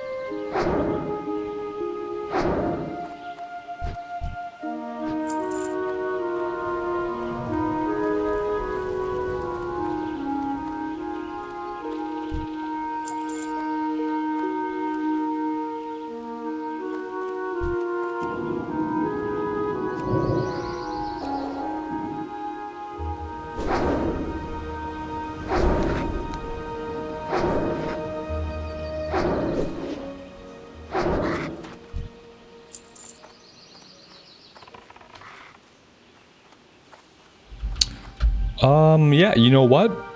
Are these underground? So when they're underground, they're supposed to be grayed out. That's supposed to be the indicator for when something is in a cave. Is that it's supposed to be gray.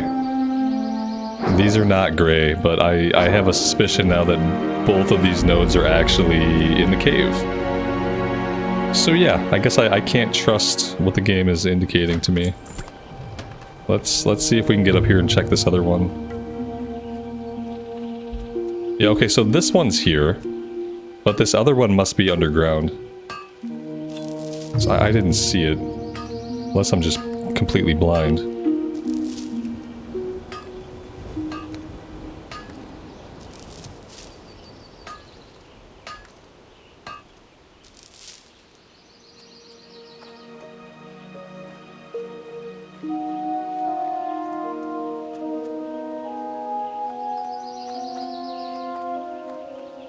Yeah, it's gotta be in the cave.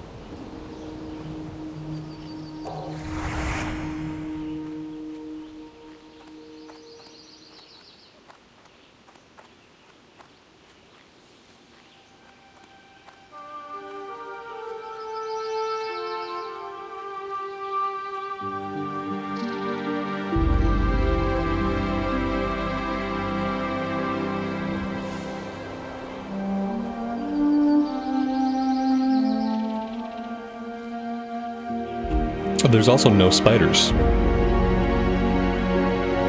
Everything is looking pretty empty. 16 people leveling here, that could be why. It's kind of a small zone.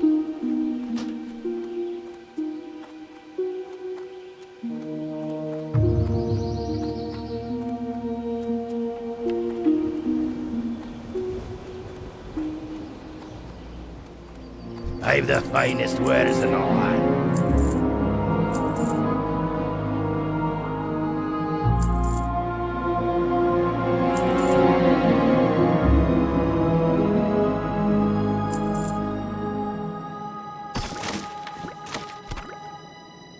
Be good.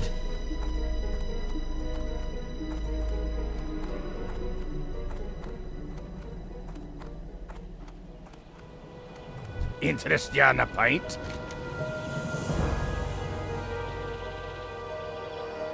Off with you.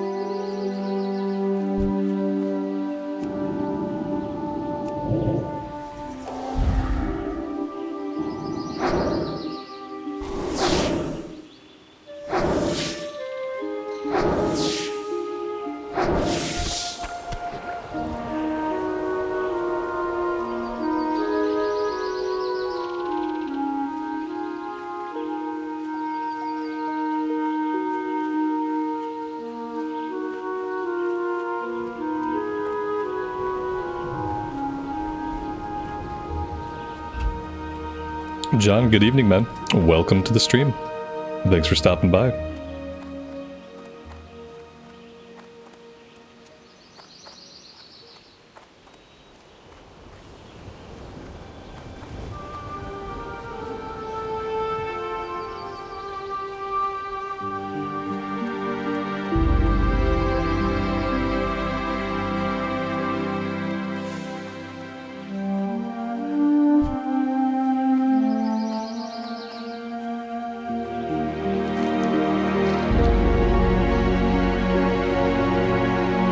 It's a tough day for the spider population here. Yeah, they're just getting wiped out left and right. Here we go. We gotta tag all these guys. This is what we needed.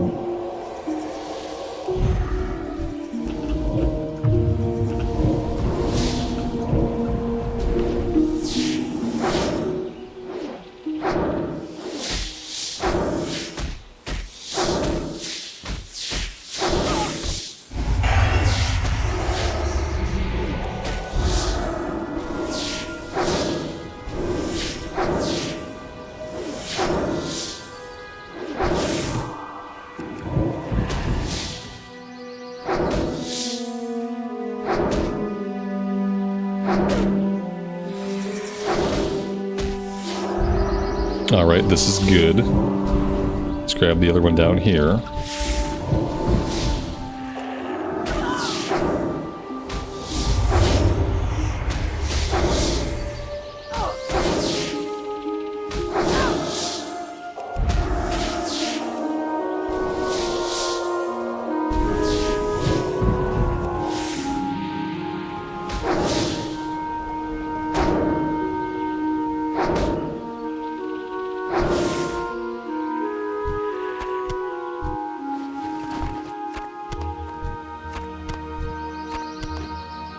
None of them had a quest item.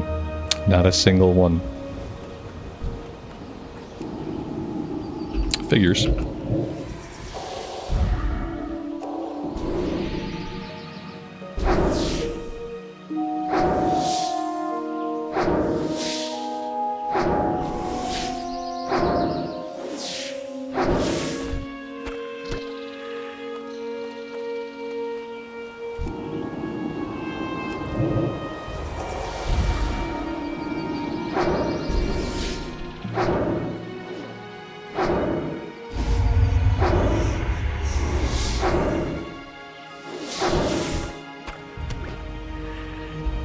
Oh, there we go. That wasn't too bad. Once we found Spider Hill, it's pretty easy.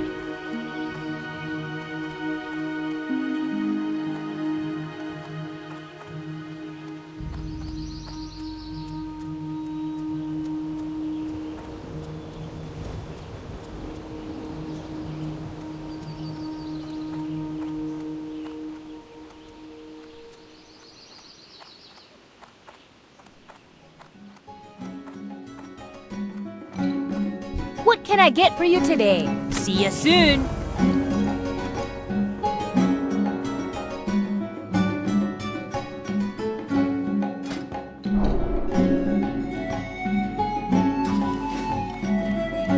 Well met.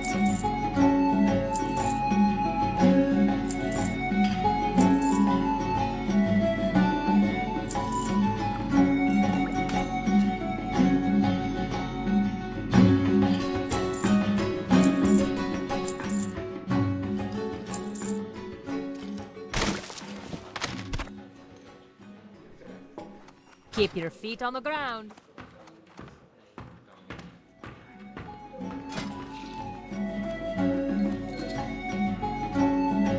All right, maybe we should do some tailoring. It'd be nice to, if we use up all these materials, then we'll have more room in the inventory. So let's do that. Let's just make the simple kilts for skill ups, and then we'll just vendor them.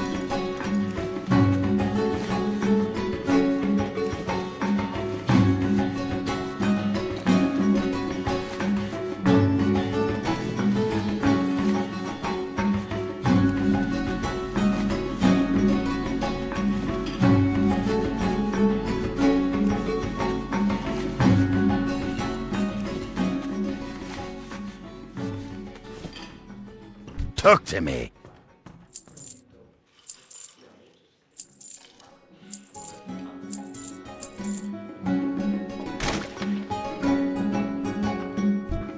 Be good.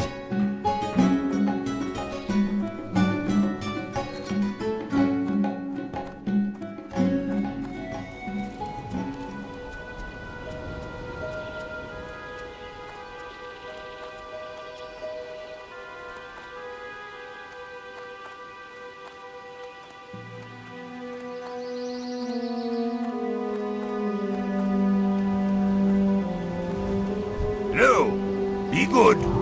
Safe travels. See you soon. Alright, level 15, we can start getting into improved wand damage. So increases your wand damage by 5%, 10%, all the way up to 5 points. So 25% damage increase by the end of it, which is very significant, especially if you're keeping like the best wand possible equipped, which we will be trying to do. Alright, so now let's head down to the south. We have these ones to turn in. Let's get those turned in, take the follow-up.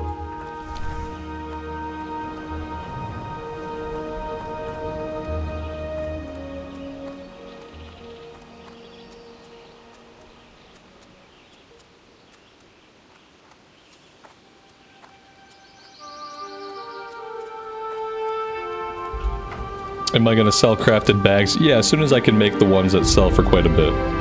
Which basically, anything like 10 slots sell for a little bit, 14 slots sell.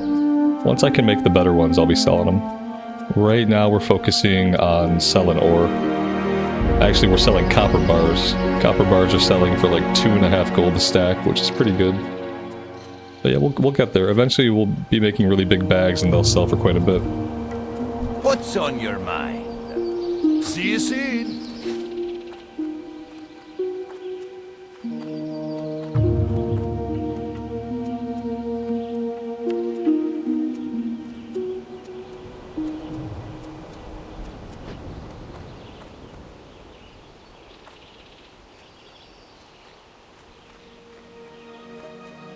How are you? Keep your feet on the ground.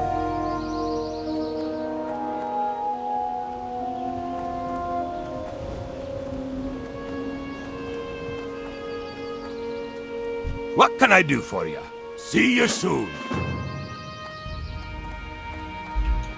The money from the bags helps me for what purpose? To have money. Yeah, to have gold. To buy things on the auction house, like gear, weapons. Yep. It just basically helps in every way. Well met. Be good. And like more than that, I just want to have a ton of gold. It's kind of one of my goals for the server, is if I'm going to play on the server, I want to make a ton of gold. Oh, we got a little bit more YouTube lag for us this afternoon. There we go. It's ironing itself out pretty quickly. Yeah, I just want to have a bazillion gold, mainly. And then that way, like, whenever I want to have an alt, or whenever I want a really expensive weapon, I can just buy it.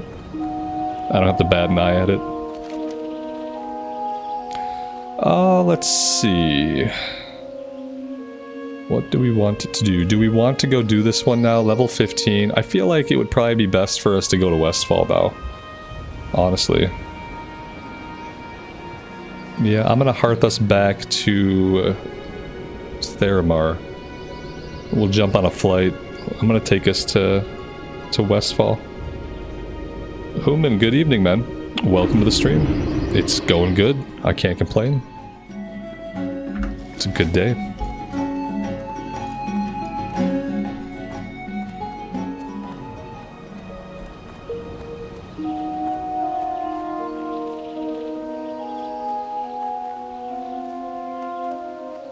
How are you? And I am gonna go AFK in flight. I think I want to get some green tea. So I'm gonna go bio, I'm gonna get some tea, and I'll be back maybe before the flight ends, but you know, maybe a little bit into the flight. We'll see how long it takes. Well, I'll be back shortly. Off with you.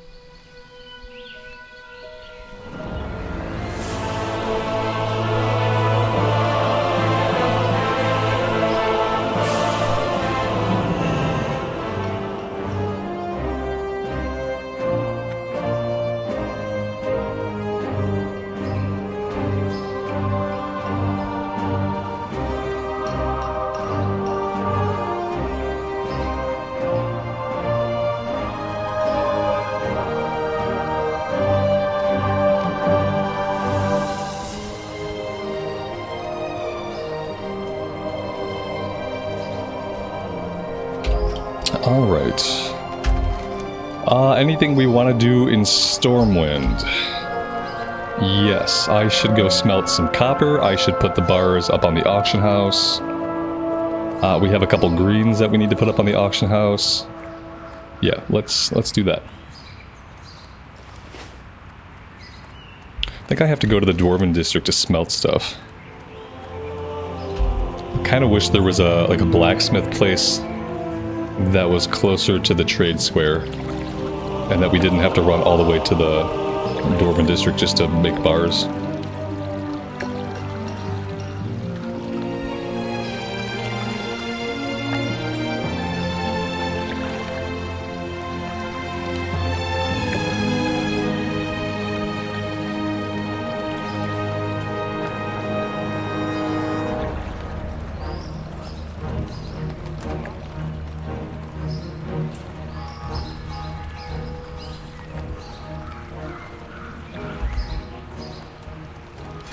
Yeah, we could train tailoring and see if we open anything else up. I don't think we're going to be able to do a lot more with tailoring until we have wool. Right now, like, wool is what's going to hold us back. So we probably do have a couple more recipes to learn, but I think that it's all going to be wool stuff. And yeah, we could buy some wool, but I kind of want to see if we can wait till we start getting it. But then again, like, my pally's a couple levels ahead, and like my pally hasn't gotten any wool yet either. Here there. So I don't know when that starts. Watch your back. Off with you. Alright. There we go.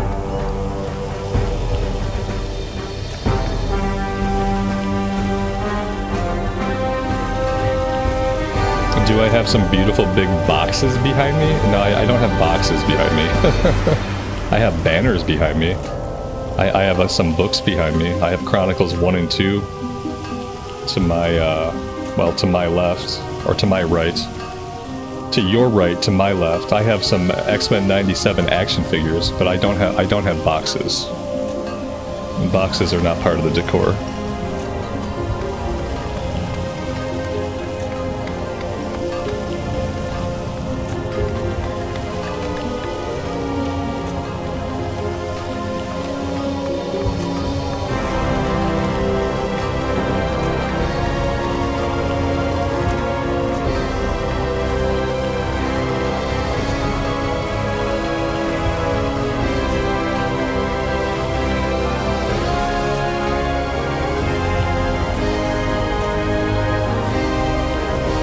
Oh man, the Stormwind music is so loud. Let me level that down for you guys. There we go. That's more reasonable. We start getting mostly wool in Redridge. Okay, yeah. Now the one thing below the 2 Chronicle books, which are mid-shelf, below that is the World of Warcraft Wrath of the Lich King tabletop board game. It's like a cooperative board game set in the Wrath of the Lich King era. I've never played it. Me and my wife keep meaning to like learn the rules and play it, but we just haven't gotten around to it yet, so it's just chilling down there in its box.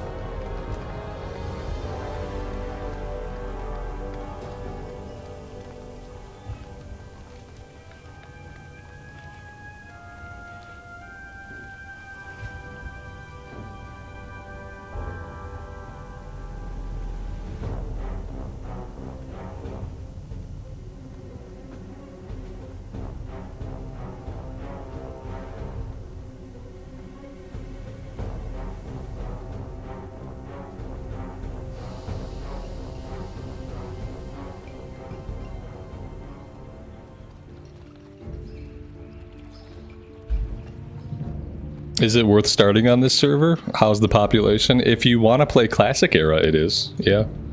The Whitemane server has a medium-sized population, which means it has about 4,000 or 5,000 people.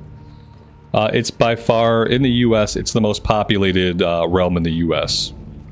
So if you're in the US and you want to play Classic Era, Whitemane is a really good place to do it. And if you're in the EU, Firemaw is a good place. But yeah, it's the most populated server, so it's kind of like it's an easy choice to roll here if you're coming back into the game or wanting a fresh start.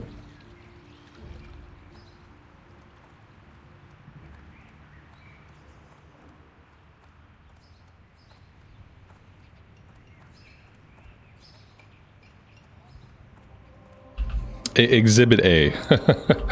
Stormwind Square. Exhibit A as to how populated it is. It's pretty populated, yeah. You're not gonna see a lot of servers where Stormwind looks like this in Classic Era. Just doesn't really happen on many servers.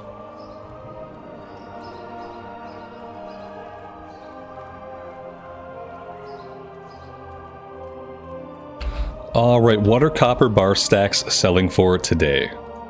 Let's find out.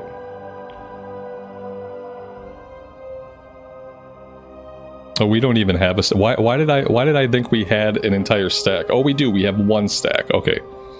Just losing my mind. Let's see. Well, yeah, the price is trending down, unfortunately. I'm gonna put it up for 2 gold. We also just didn't find a lot of ore today. It's been a really slow day for finding any ore at all. So that's been kind of a bummer. Besides that, we just have a bunch of greens that we can sell. 1 agility, that's worth like 12 silver. Just gonna put all this stuff up for like really low. I just want to like sell it and get it out of my inventory.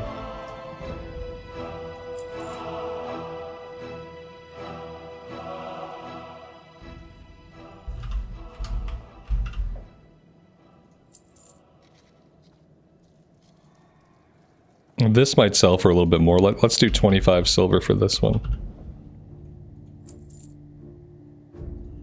Same thing. Let's do 20 for the bow. All right. The robe is soulbound, and that's it.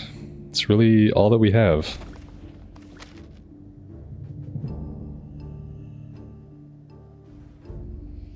Are there websites? There are some websites with player count, but the problem is, like, you can look at them as, like, a frame of reference.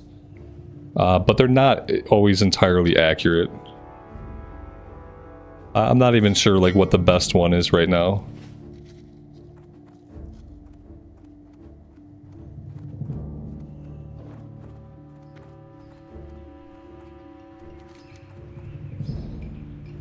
Alright. So, I think we're good here. I'm not going to train tailoring right now. We don't have any wool, so it's probably not going to be very purposeful. Yeah, I think we're good. Let's head out. Let's go into Westfall. And get that zone going. Yeah, I could convert more stuff into bolts, but we're okay for now. If I start to get full on inventory, I'll convert them.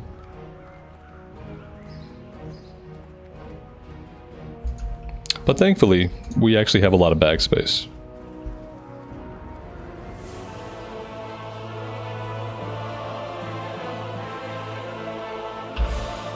Mert, I appreciate that, man. Thanks for stopping by the stream.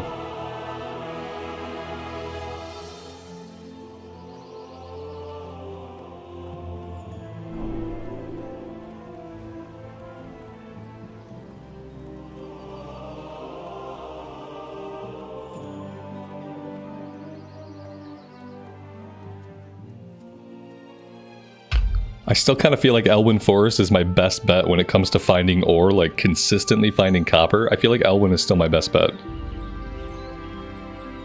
I probably need to spend more time here just like running circles, like basically almost around the entire northern part of the zone. And if I did that for a little while, we'd probably have a lot more copper. Loch Modan does not seem like the place where we're going to get a lot of copper.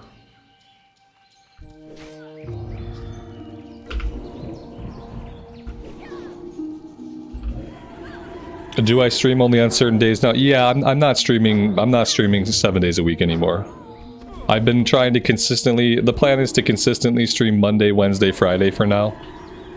And then weekends, like, I want to try to get at least one weekend day in every weekend if I can, depending on, like, what I'm doing with the family on the weekend. But I'm trying just to do Monday, Wednesday, Friday. It's like basically if I want to have recorded stuff going up on the channel, which I absolutely do, I just don't have the time to stream every day. If I want to also have recorded series going up. And I want to keep working on the Pally, and I'm gonna want to do a bunch of War Within recorded stuff. So yeah, I wanted to adjust my schedule back to just like a Monday, Wednesday, Friday stream with like occasional weekend days. It also like it doesn't help the channel grow when I stream every day. That's the really unfortunate part of it. Is that ultimately it doesn't grow the channel when I stream every day. The recorded content like is what made the channel what it is today, and the recorded content is still like always what brings new people into the fold. The streams just don't, and like I basically, I mean, I've been streaming for a little bit over a year now, and if I look at all my metrics for that time, like my metrics are all lower than they were before I started streaming. So unfortunately, I have like mathematical evidence that me streaming every day or trying to stream most days does not grow the channel. 3 days a week seems to be like a sweet spot.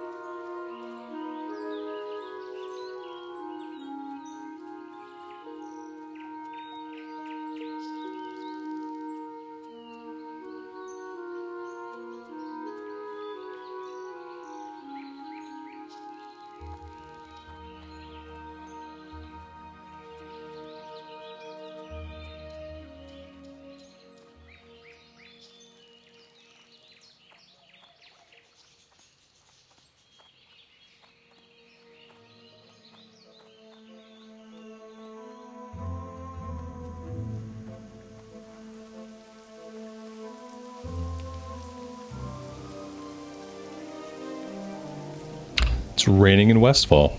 You need something? Perfect. See you later. Hey there. See you around. Yeah, the music is the in-game music. Yeah, I don't put any other music on. We play the in-game music, Safe travels. and that's all I play. Speaking of music, I need to turn it up a little bit. I turned it down when we were in Stormwind. Will I play more Turtle WoW? I'm probably going to wait on Turtle WoW until they do the 2.0 update. They had that, you know, first thing that happened was like I started playing Turtle WoW, and then Blizzard got their entire YouTube taken down, so that was a little bit scary. The next thing that happened was that Turtle WoW had a huge like hack, like somebody hacked them and like probably compromised a bunch of account information and stuff. That was a little bit spooky. And then ultimately, like, I just kind of, there's a lot of things about Turtle WoW that are just like a little bit janky, which is like understandable. They're working on a really old version of vanilla. It's just a little janky, and it's a little bit scary to play on a private server. And I think I'm gonna wait until they do their Unreal 5 release for their Turtle WoW 2. If they make it long enough to release their Turtle WoW 2.0 Unreal 5, then I'll go back and check it out for that. But it's really hard for me to invest a bunch of time on Turtle WoW because of the impermanence of it. Oh, we're getting a little bit of lag, a little bit more YouTube lag this evening for us.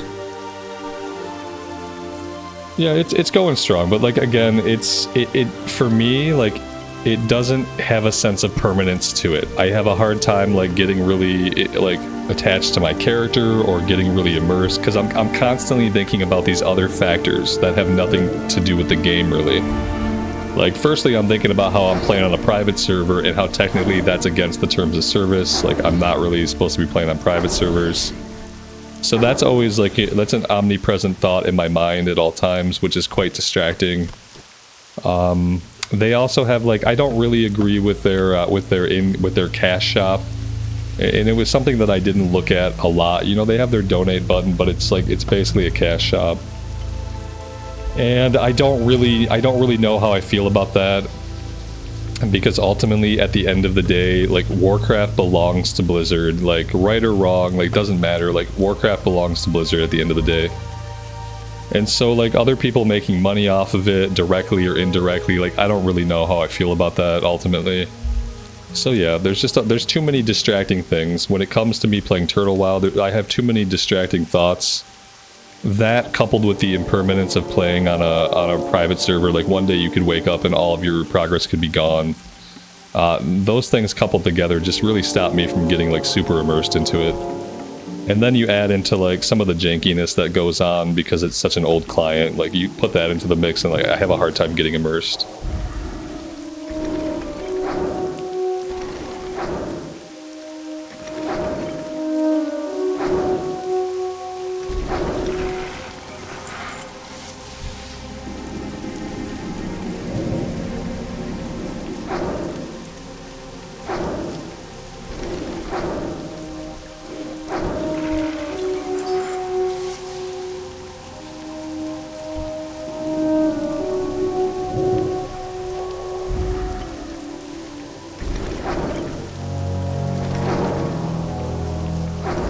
Yeah, but that's them making money, and like, so yeah, I'm sure that some of the money they make goes back into development. Obviously, just paying for their time.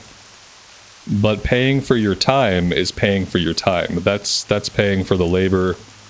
Like, again, they are making money off it. How they choose to spend that money has nothing to do with the mechanism by which they're getting the money. And they're getting the money by having a private server of World of Warcraft where Blizzard doesn't get a cut of that money. And so, like, what they do with the money or how the money is spent is not the point for me. The point for me is that they do take money both as donations, but also they take money for in-game items and in-game things. And so, like, ultimately, I don't really like it. But it is what it is. If that were the only thing, like if that were just one thing on my mind, then it would probably be fine. But when there's lots of different things that are distractors for me, it's just like, after a point, it's not really worth it for me to keep playing.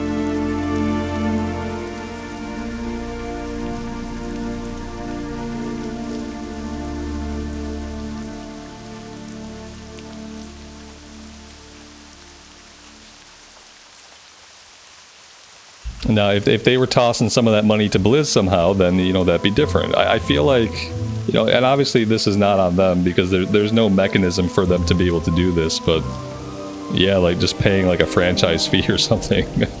Need help? I don't know. Or the Alliance? What can I do for you? Have a good one. See you around. Safe travels. Farewell.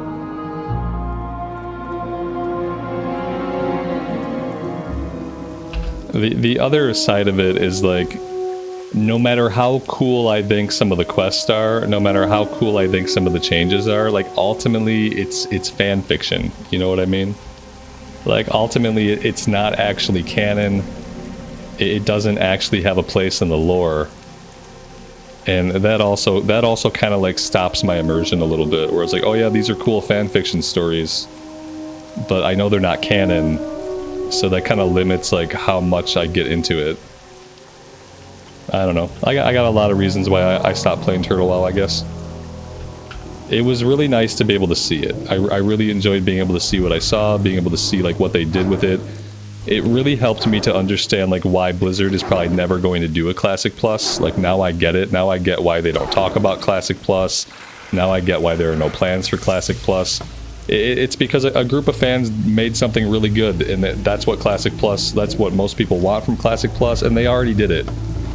And so it puts Blizzard into a position where like they really can't go forward and try one of their own, because if they make Classic Plus and it's good, people are just going to say, oh, they copied off of Turtle WoW. And if they make Classic Plus and it's bad, people are going to say, oh, they couldn't even make it as good as Turtle WoW. So like either way, it kind of screws Blizzard over of ever doing a Classic Plus of their own. So it's kind of weird. Phoenix, thank you for the $5 super. Greedy as Blizzard is, in my opinion, it's not right to basically steal from them, which is what private servers are mostly doing, plus the headaches with the updates. Yeah, like, stealing is a strong word, but ultimately they're using someone else's intellectual property to make money. And so that's a real thing. If you're using someone else's intellectual property to make money, like there's an area there where like it doesn't feel good. Yeah, it didn't really feel good to me. Especially when you have kind of like an expansive, like when the way you're doing that isn't really just through donations. You know what I mean? Like maybe I would feel differently if it were just donations, like people just wanting to give them money to support what they do. But it's like they're selling in-game stuff.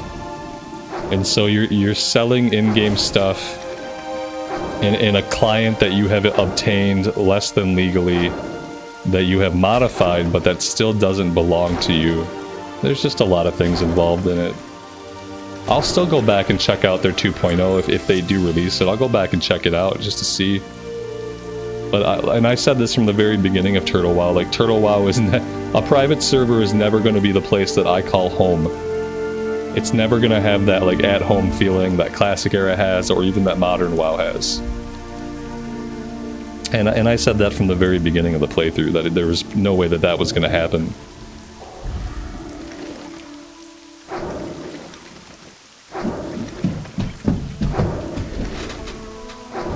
John, yeah, absolutely, man. I'm sure there are tons of people that play together, yeah. Yeah, I solo mostly everything, but yeah, people have different playstyles. Some people like to group up for quests and like do a bunch of quests together. I don't like to do groups unless it's like elite quest or something super challenging. Or like a dungeon and stuff will group up. But some people like to group up and quest together. Back in the day when I had real life friends, we would group up and do quests together and level together and stuff. I don't have friends anymore, but back in the day when I did have friends, we often leveled together.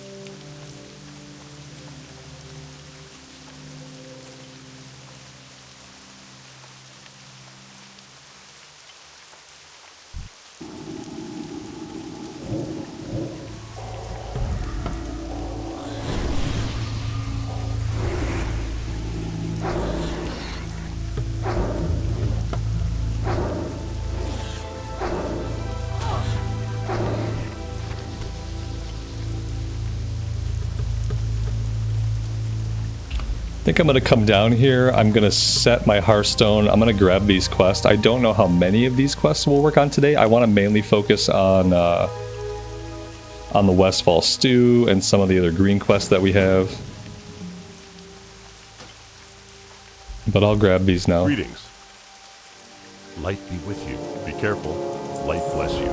Go with honor, friend, for the Alliance. You need something? Hey there.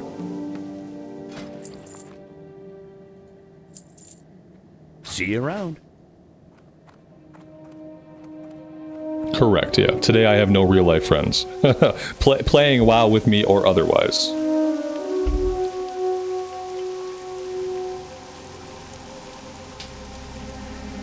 And I consider a real life friend would be somebody that like I met not playing World of Warcraft. So back in the day, I had a roommate, and we lived together for a while. We'd been friends for a long time, and I played a lot of WoW with him. He was the person who kind of introduced me to WoW. And we had a couple other friends who would like play with us sometimes, and we'd drag our computers over to like one house and level up for like 5 or 6 hours together. It was good times.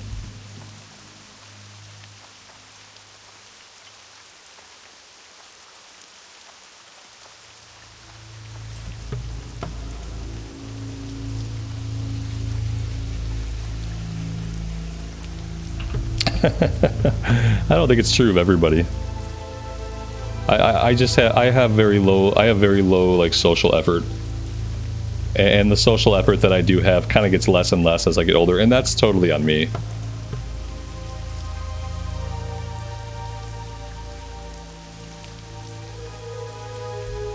That is completely on me. I just don't, I only have so much time, and I'm kind of like, I'm a person who's really selfish with my time. So if it's not something that I really want to do, like, then I won't do it. Whereas I think a lot of people who are like, they want to have friends, like what you do when you have friends is kind of like, sometimes you'll do something to hang out with your friends that even though you really don't want to be doing that thing, you do it anyway for the sake of maintaining friendships. And like, I don't really do that. I've never really done that. This person, they swooped right in there. You're welcome. You're welcome for clearing that for you. Thank you very much. Have a good day. Those things are like so hard for me to find. It's going to take me forever during prime time to get all those. We might not find all the oats today. Because yeah, there's lots of people around.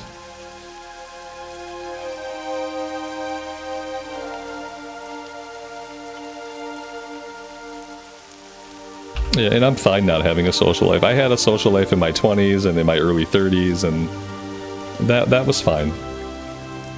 Been there, done that.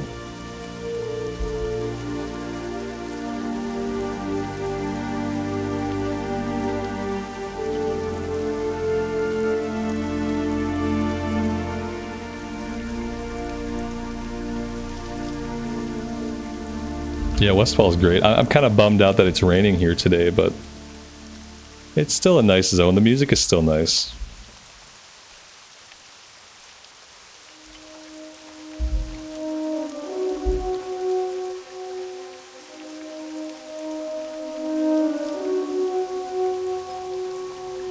This place is really busy tonight. 42 people leveling here within our leveling range. That's a lot of people. It's going to be challenging to find stuff here tonight, actually. Like, to find mobs, to find drops. It's not going to be easy with that many people here. I'm going to try to prioritize finding these sacks of oats, because historically they're just really hard for me to find.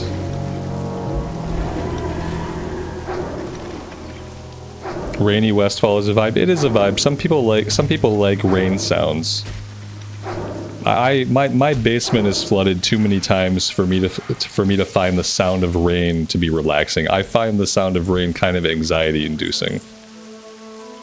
So, but that's a me problem. A lot of people think it's like nice ambience.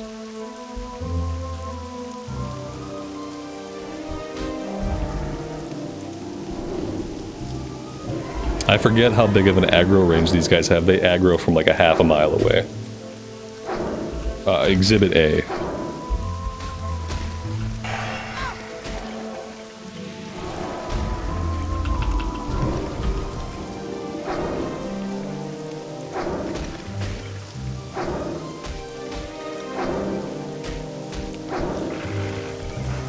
I'm gonna pop this potion because I'd rather not die. I'm gonna do a heal.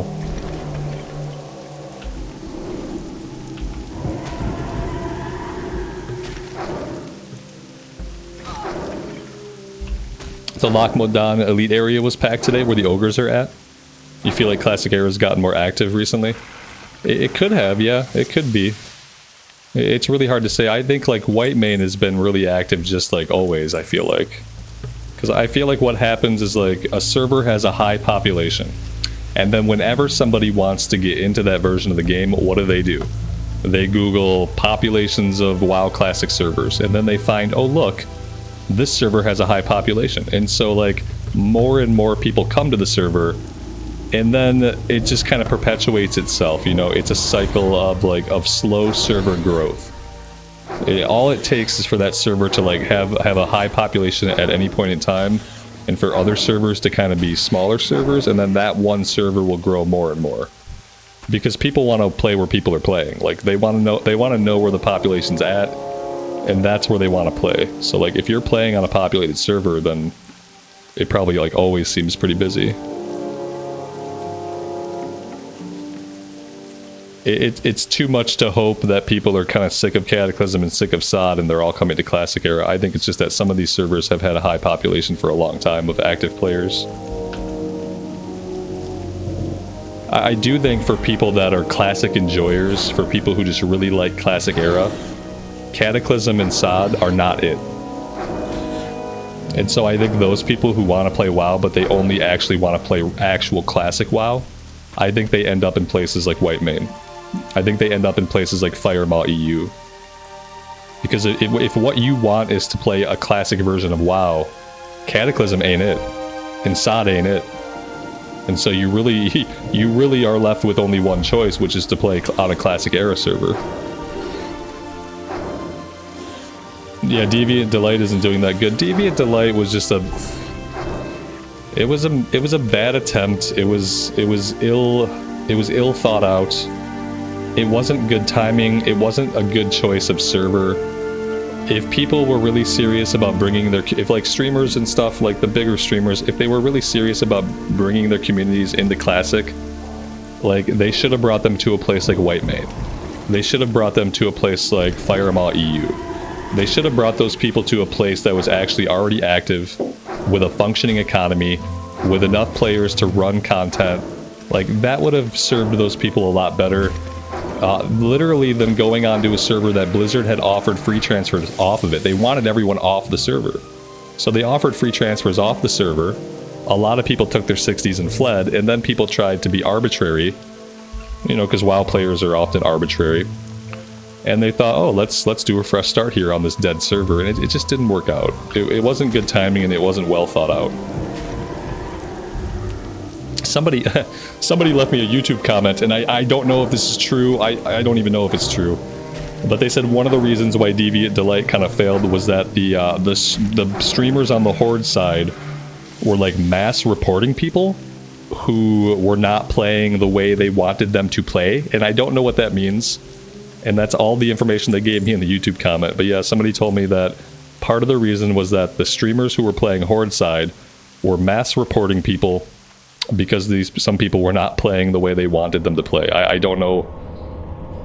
I can't vouch for the veracity of that, but that was something that somebody told me. But yeah, it didn't take long on Deviant Delight to realize that the server was not going to continue growing. It was pretty obvious. So when people say the streamers, like I don't even know who these people are that they're talking about, because like I don't look at streamers on Twitch, so like I have no idea like on Twitch who's playing Classic Era on Twitch. I don't know. They didn't name any names, so you know, we actually got these with surprising swiftness. This might be one of the fastest times it's been to like get all 8 handfuls of oats. Boom, done. We got all of our okra. We need livers, we need everything else. We need vulture meat, murloc eyes, and gore tusk livers.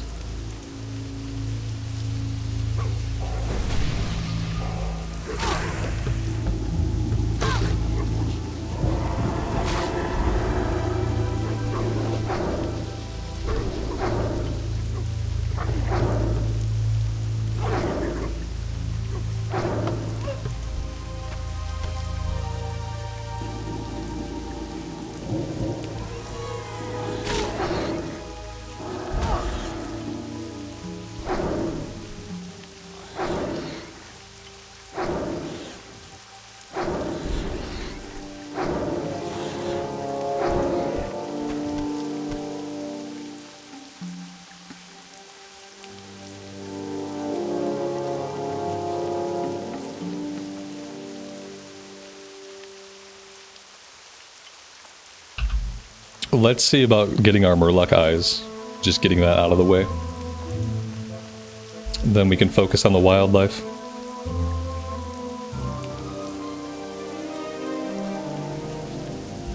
How much gold do you need to get the Mountain Classic? You need about 100 gold.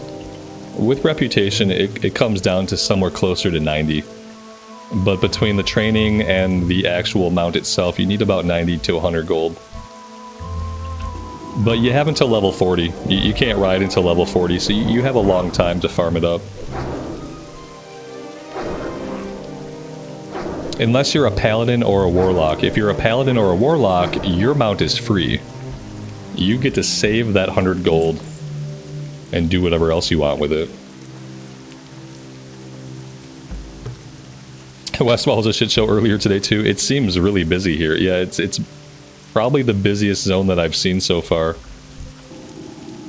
Then again, I usually play a little bit earlier in the day, my time, but like server time is 3 o'clock in the afternoon.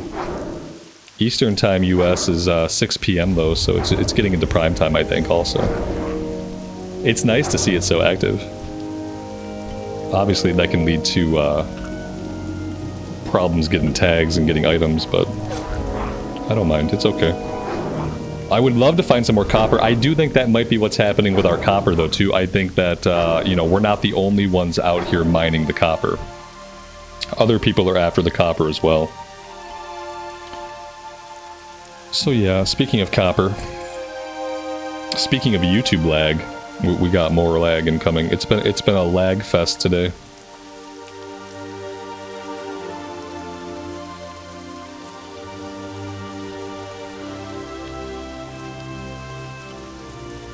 It's balancing back out. I do feel like when I stream on the weekends, we get a lot more lag than when I stream like early morning, early afternoon, in the middle of the week. I don't get a lot of lag, but in the evenings and especially in the weekends, like YouTube just has problems. YouTube doesn't not want to ingest the stream. Yeah, it wants me to lower my bitrate. That's the problem. Like I stream at a 15,000 kilobyte bitrate, and it really only wants me to be streaming at about 10,000 kilobytes, but I don't like the video quality. So, but yeah, that's what it wants me to do right now. So it's like it doesn't want to ingest the stream because of the bitrate that I'm streaming at. Because I stream in 1440 with a higher bitrate. But I'm not going to stream in 1080 because 1080 looks like garbage. And I really don't want to stream with just like the 10,000 standard bitrate. I'd like to be streaming at like a 30,000 kilobyte bitrate, but I know it won't like that.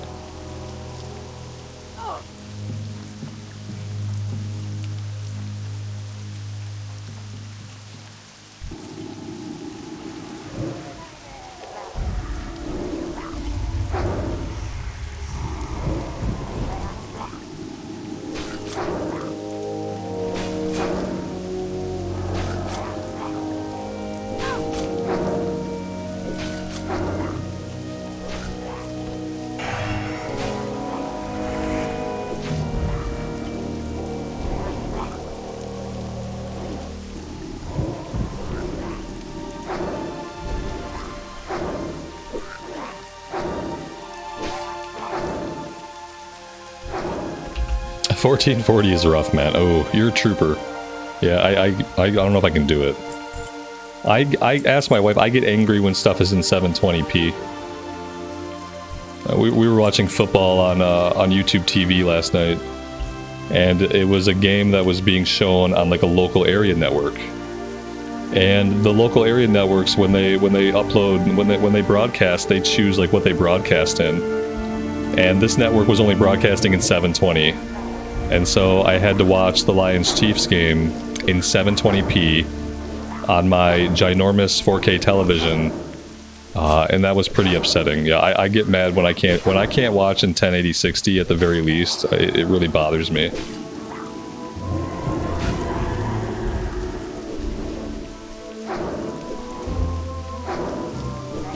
Yeah, 480. So yeah, no, 480 is garbage. Yeah, right. Yep. Yep, I remember watching in 480 back in like 2001. Like watching videos in like 360p and 480p. And back then it was okay. But yeah, I couldn't do it nowadays. 720 is bad enough. Typically, like for me to be happy, it has to be 1080. Like I don't really need 1440. I don't need 4K. It has to be like 1080. That's true of video games. It's true of like anything I watch on a screen. It just if it's not in 1080, my brain just hates it. I'm really picky.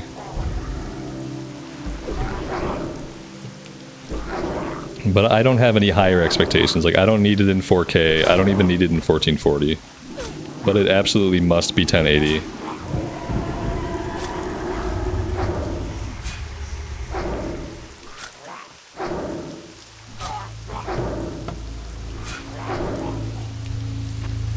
But, you know, luckily I've lived in places where there's been reasonable internet for reasonable cost. I'm sure it's not like that everywhere you go.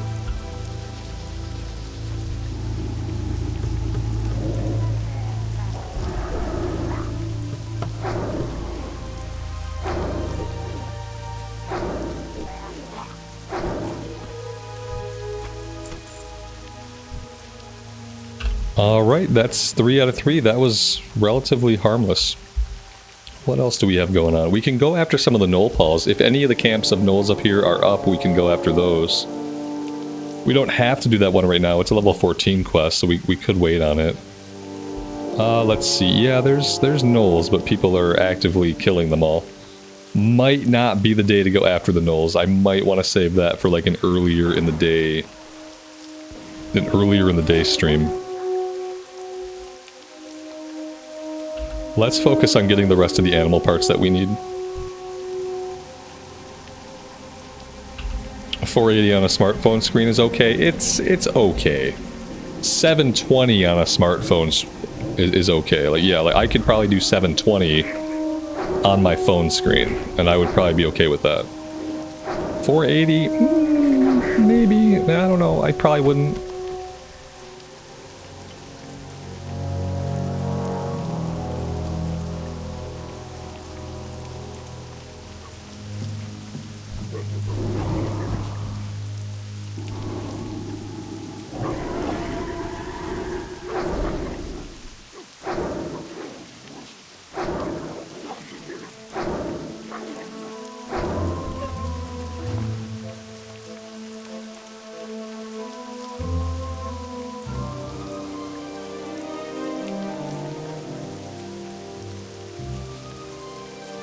Good day to you. Have a good one. Hello. Have a good one.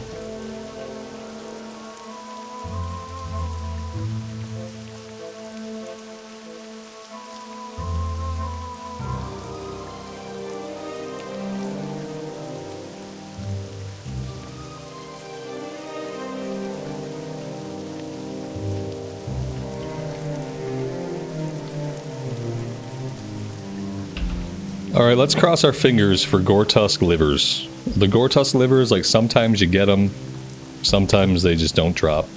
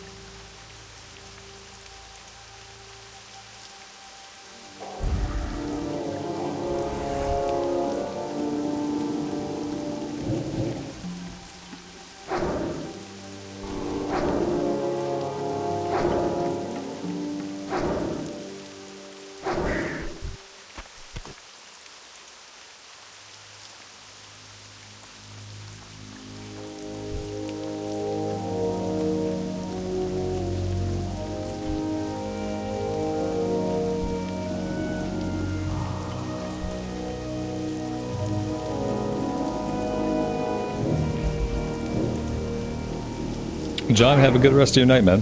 And thanks for hanging out. We'll see you next time.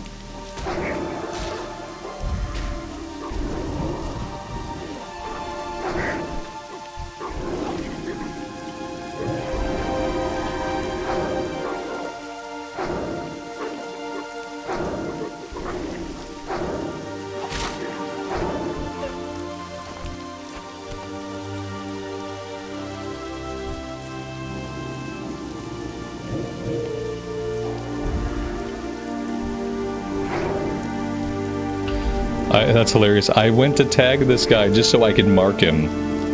And instead of just targeting him to mark him, I changed him to the target of my wand.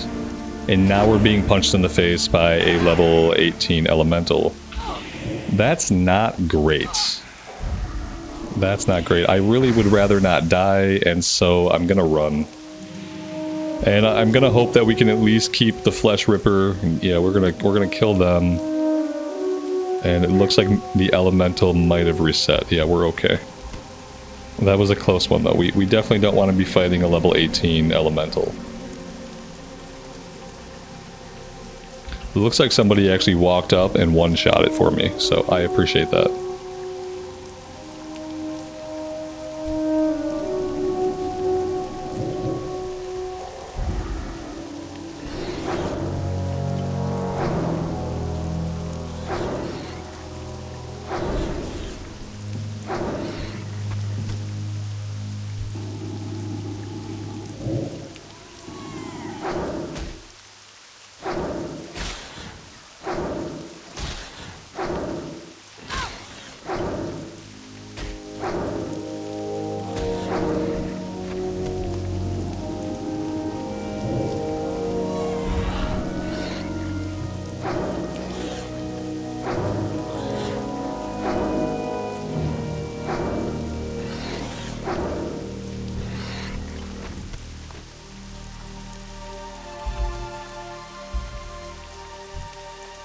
This looks like it's going to be a no liver type of day.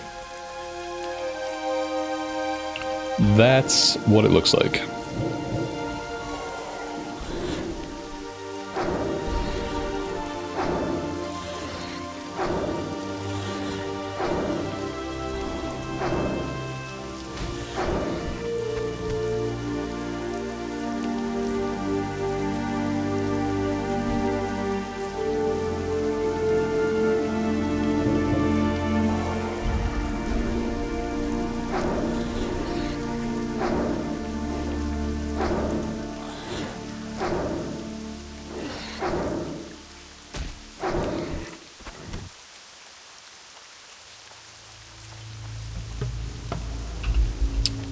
Moments, that's awesome, man. Congrats on that. That's awesome.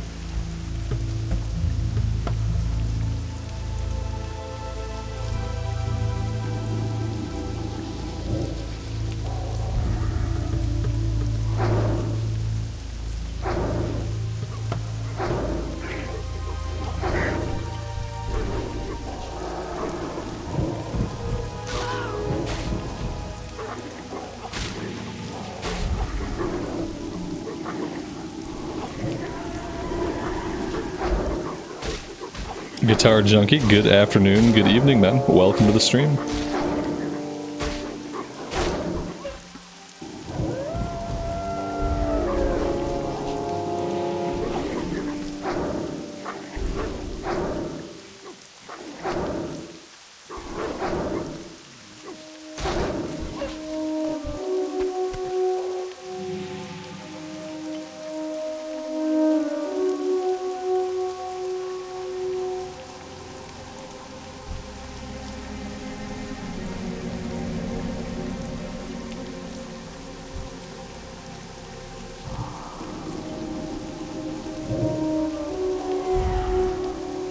These level 14 guys are kind of buff.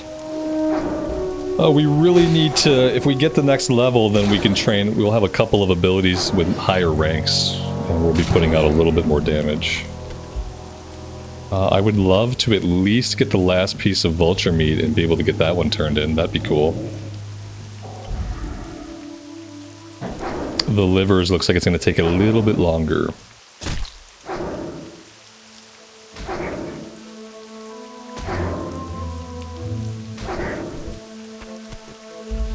There we go. Let's at least get this one turned in.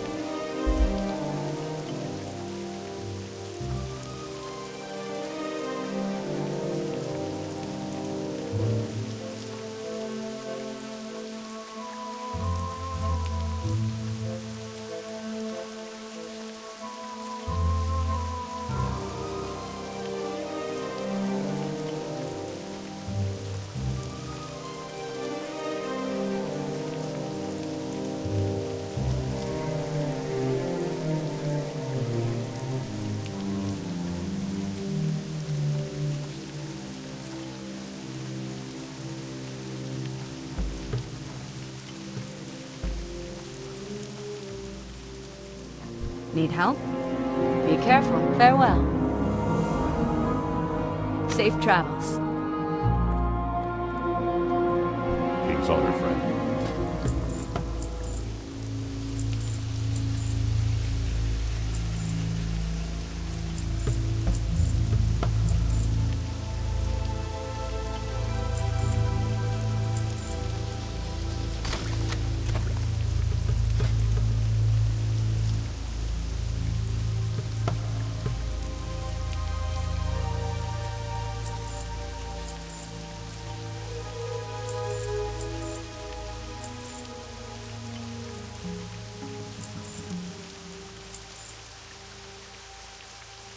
Be careful.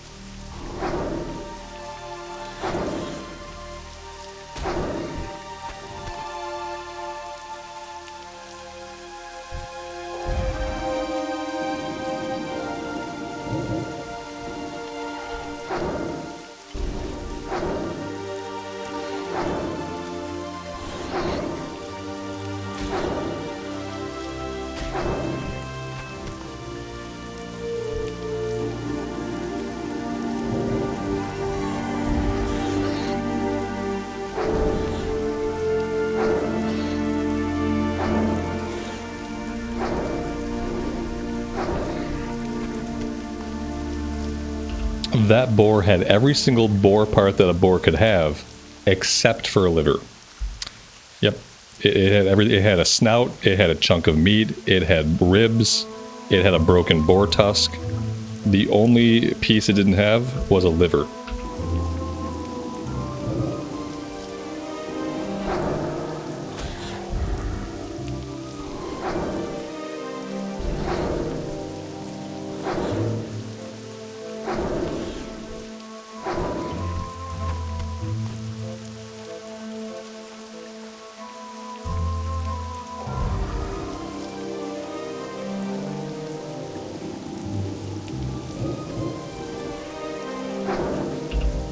Amy, you think our dog is broken? He's barking at the printer. Which one? Because the big dog has always been broken.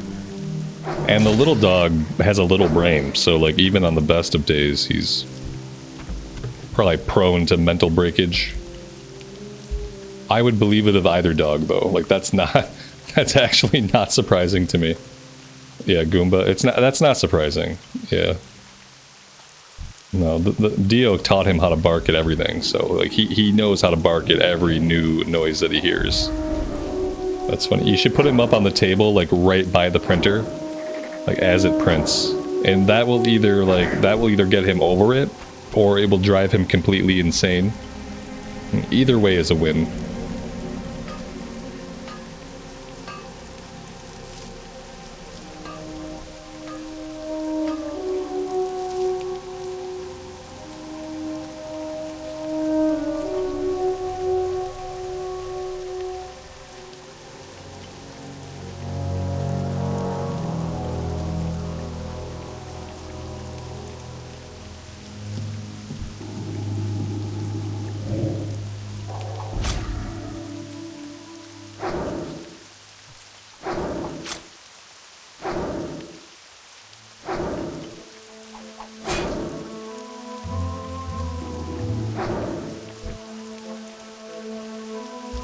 I shouldn't be fighting these guys right now. I don't think I have the bandana quest.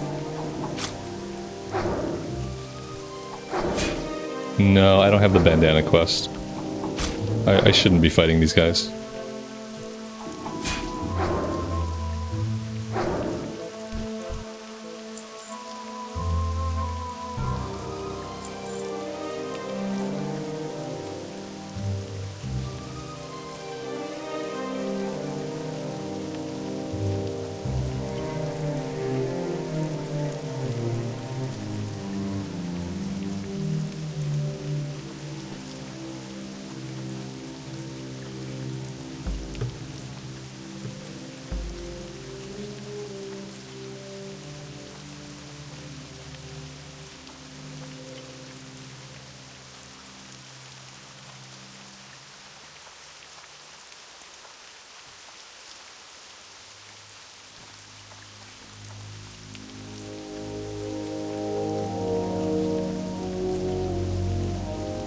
What can I do for you? Alright, guys, I am out of time for today.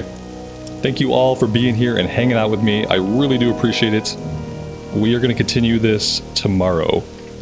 Probably more around the standard, like 1 o'clock my time, 1 o'clock Eastern start time. We'll just pick up right here. Thank you guys for being here. Hope you all have a good rest of your Sunday afternoon or evening. And I hope to see you again really soon. Bye for now.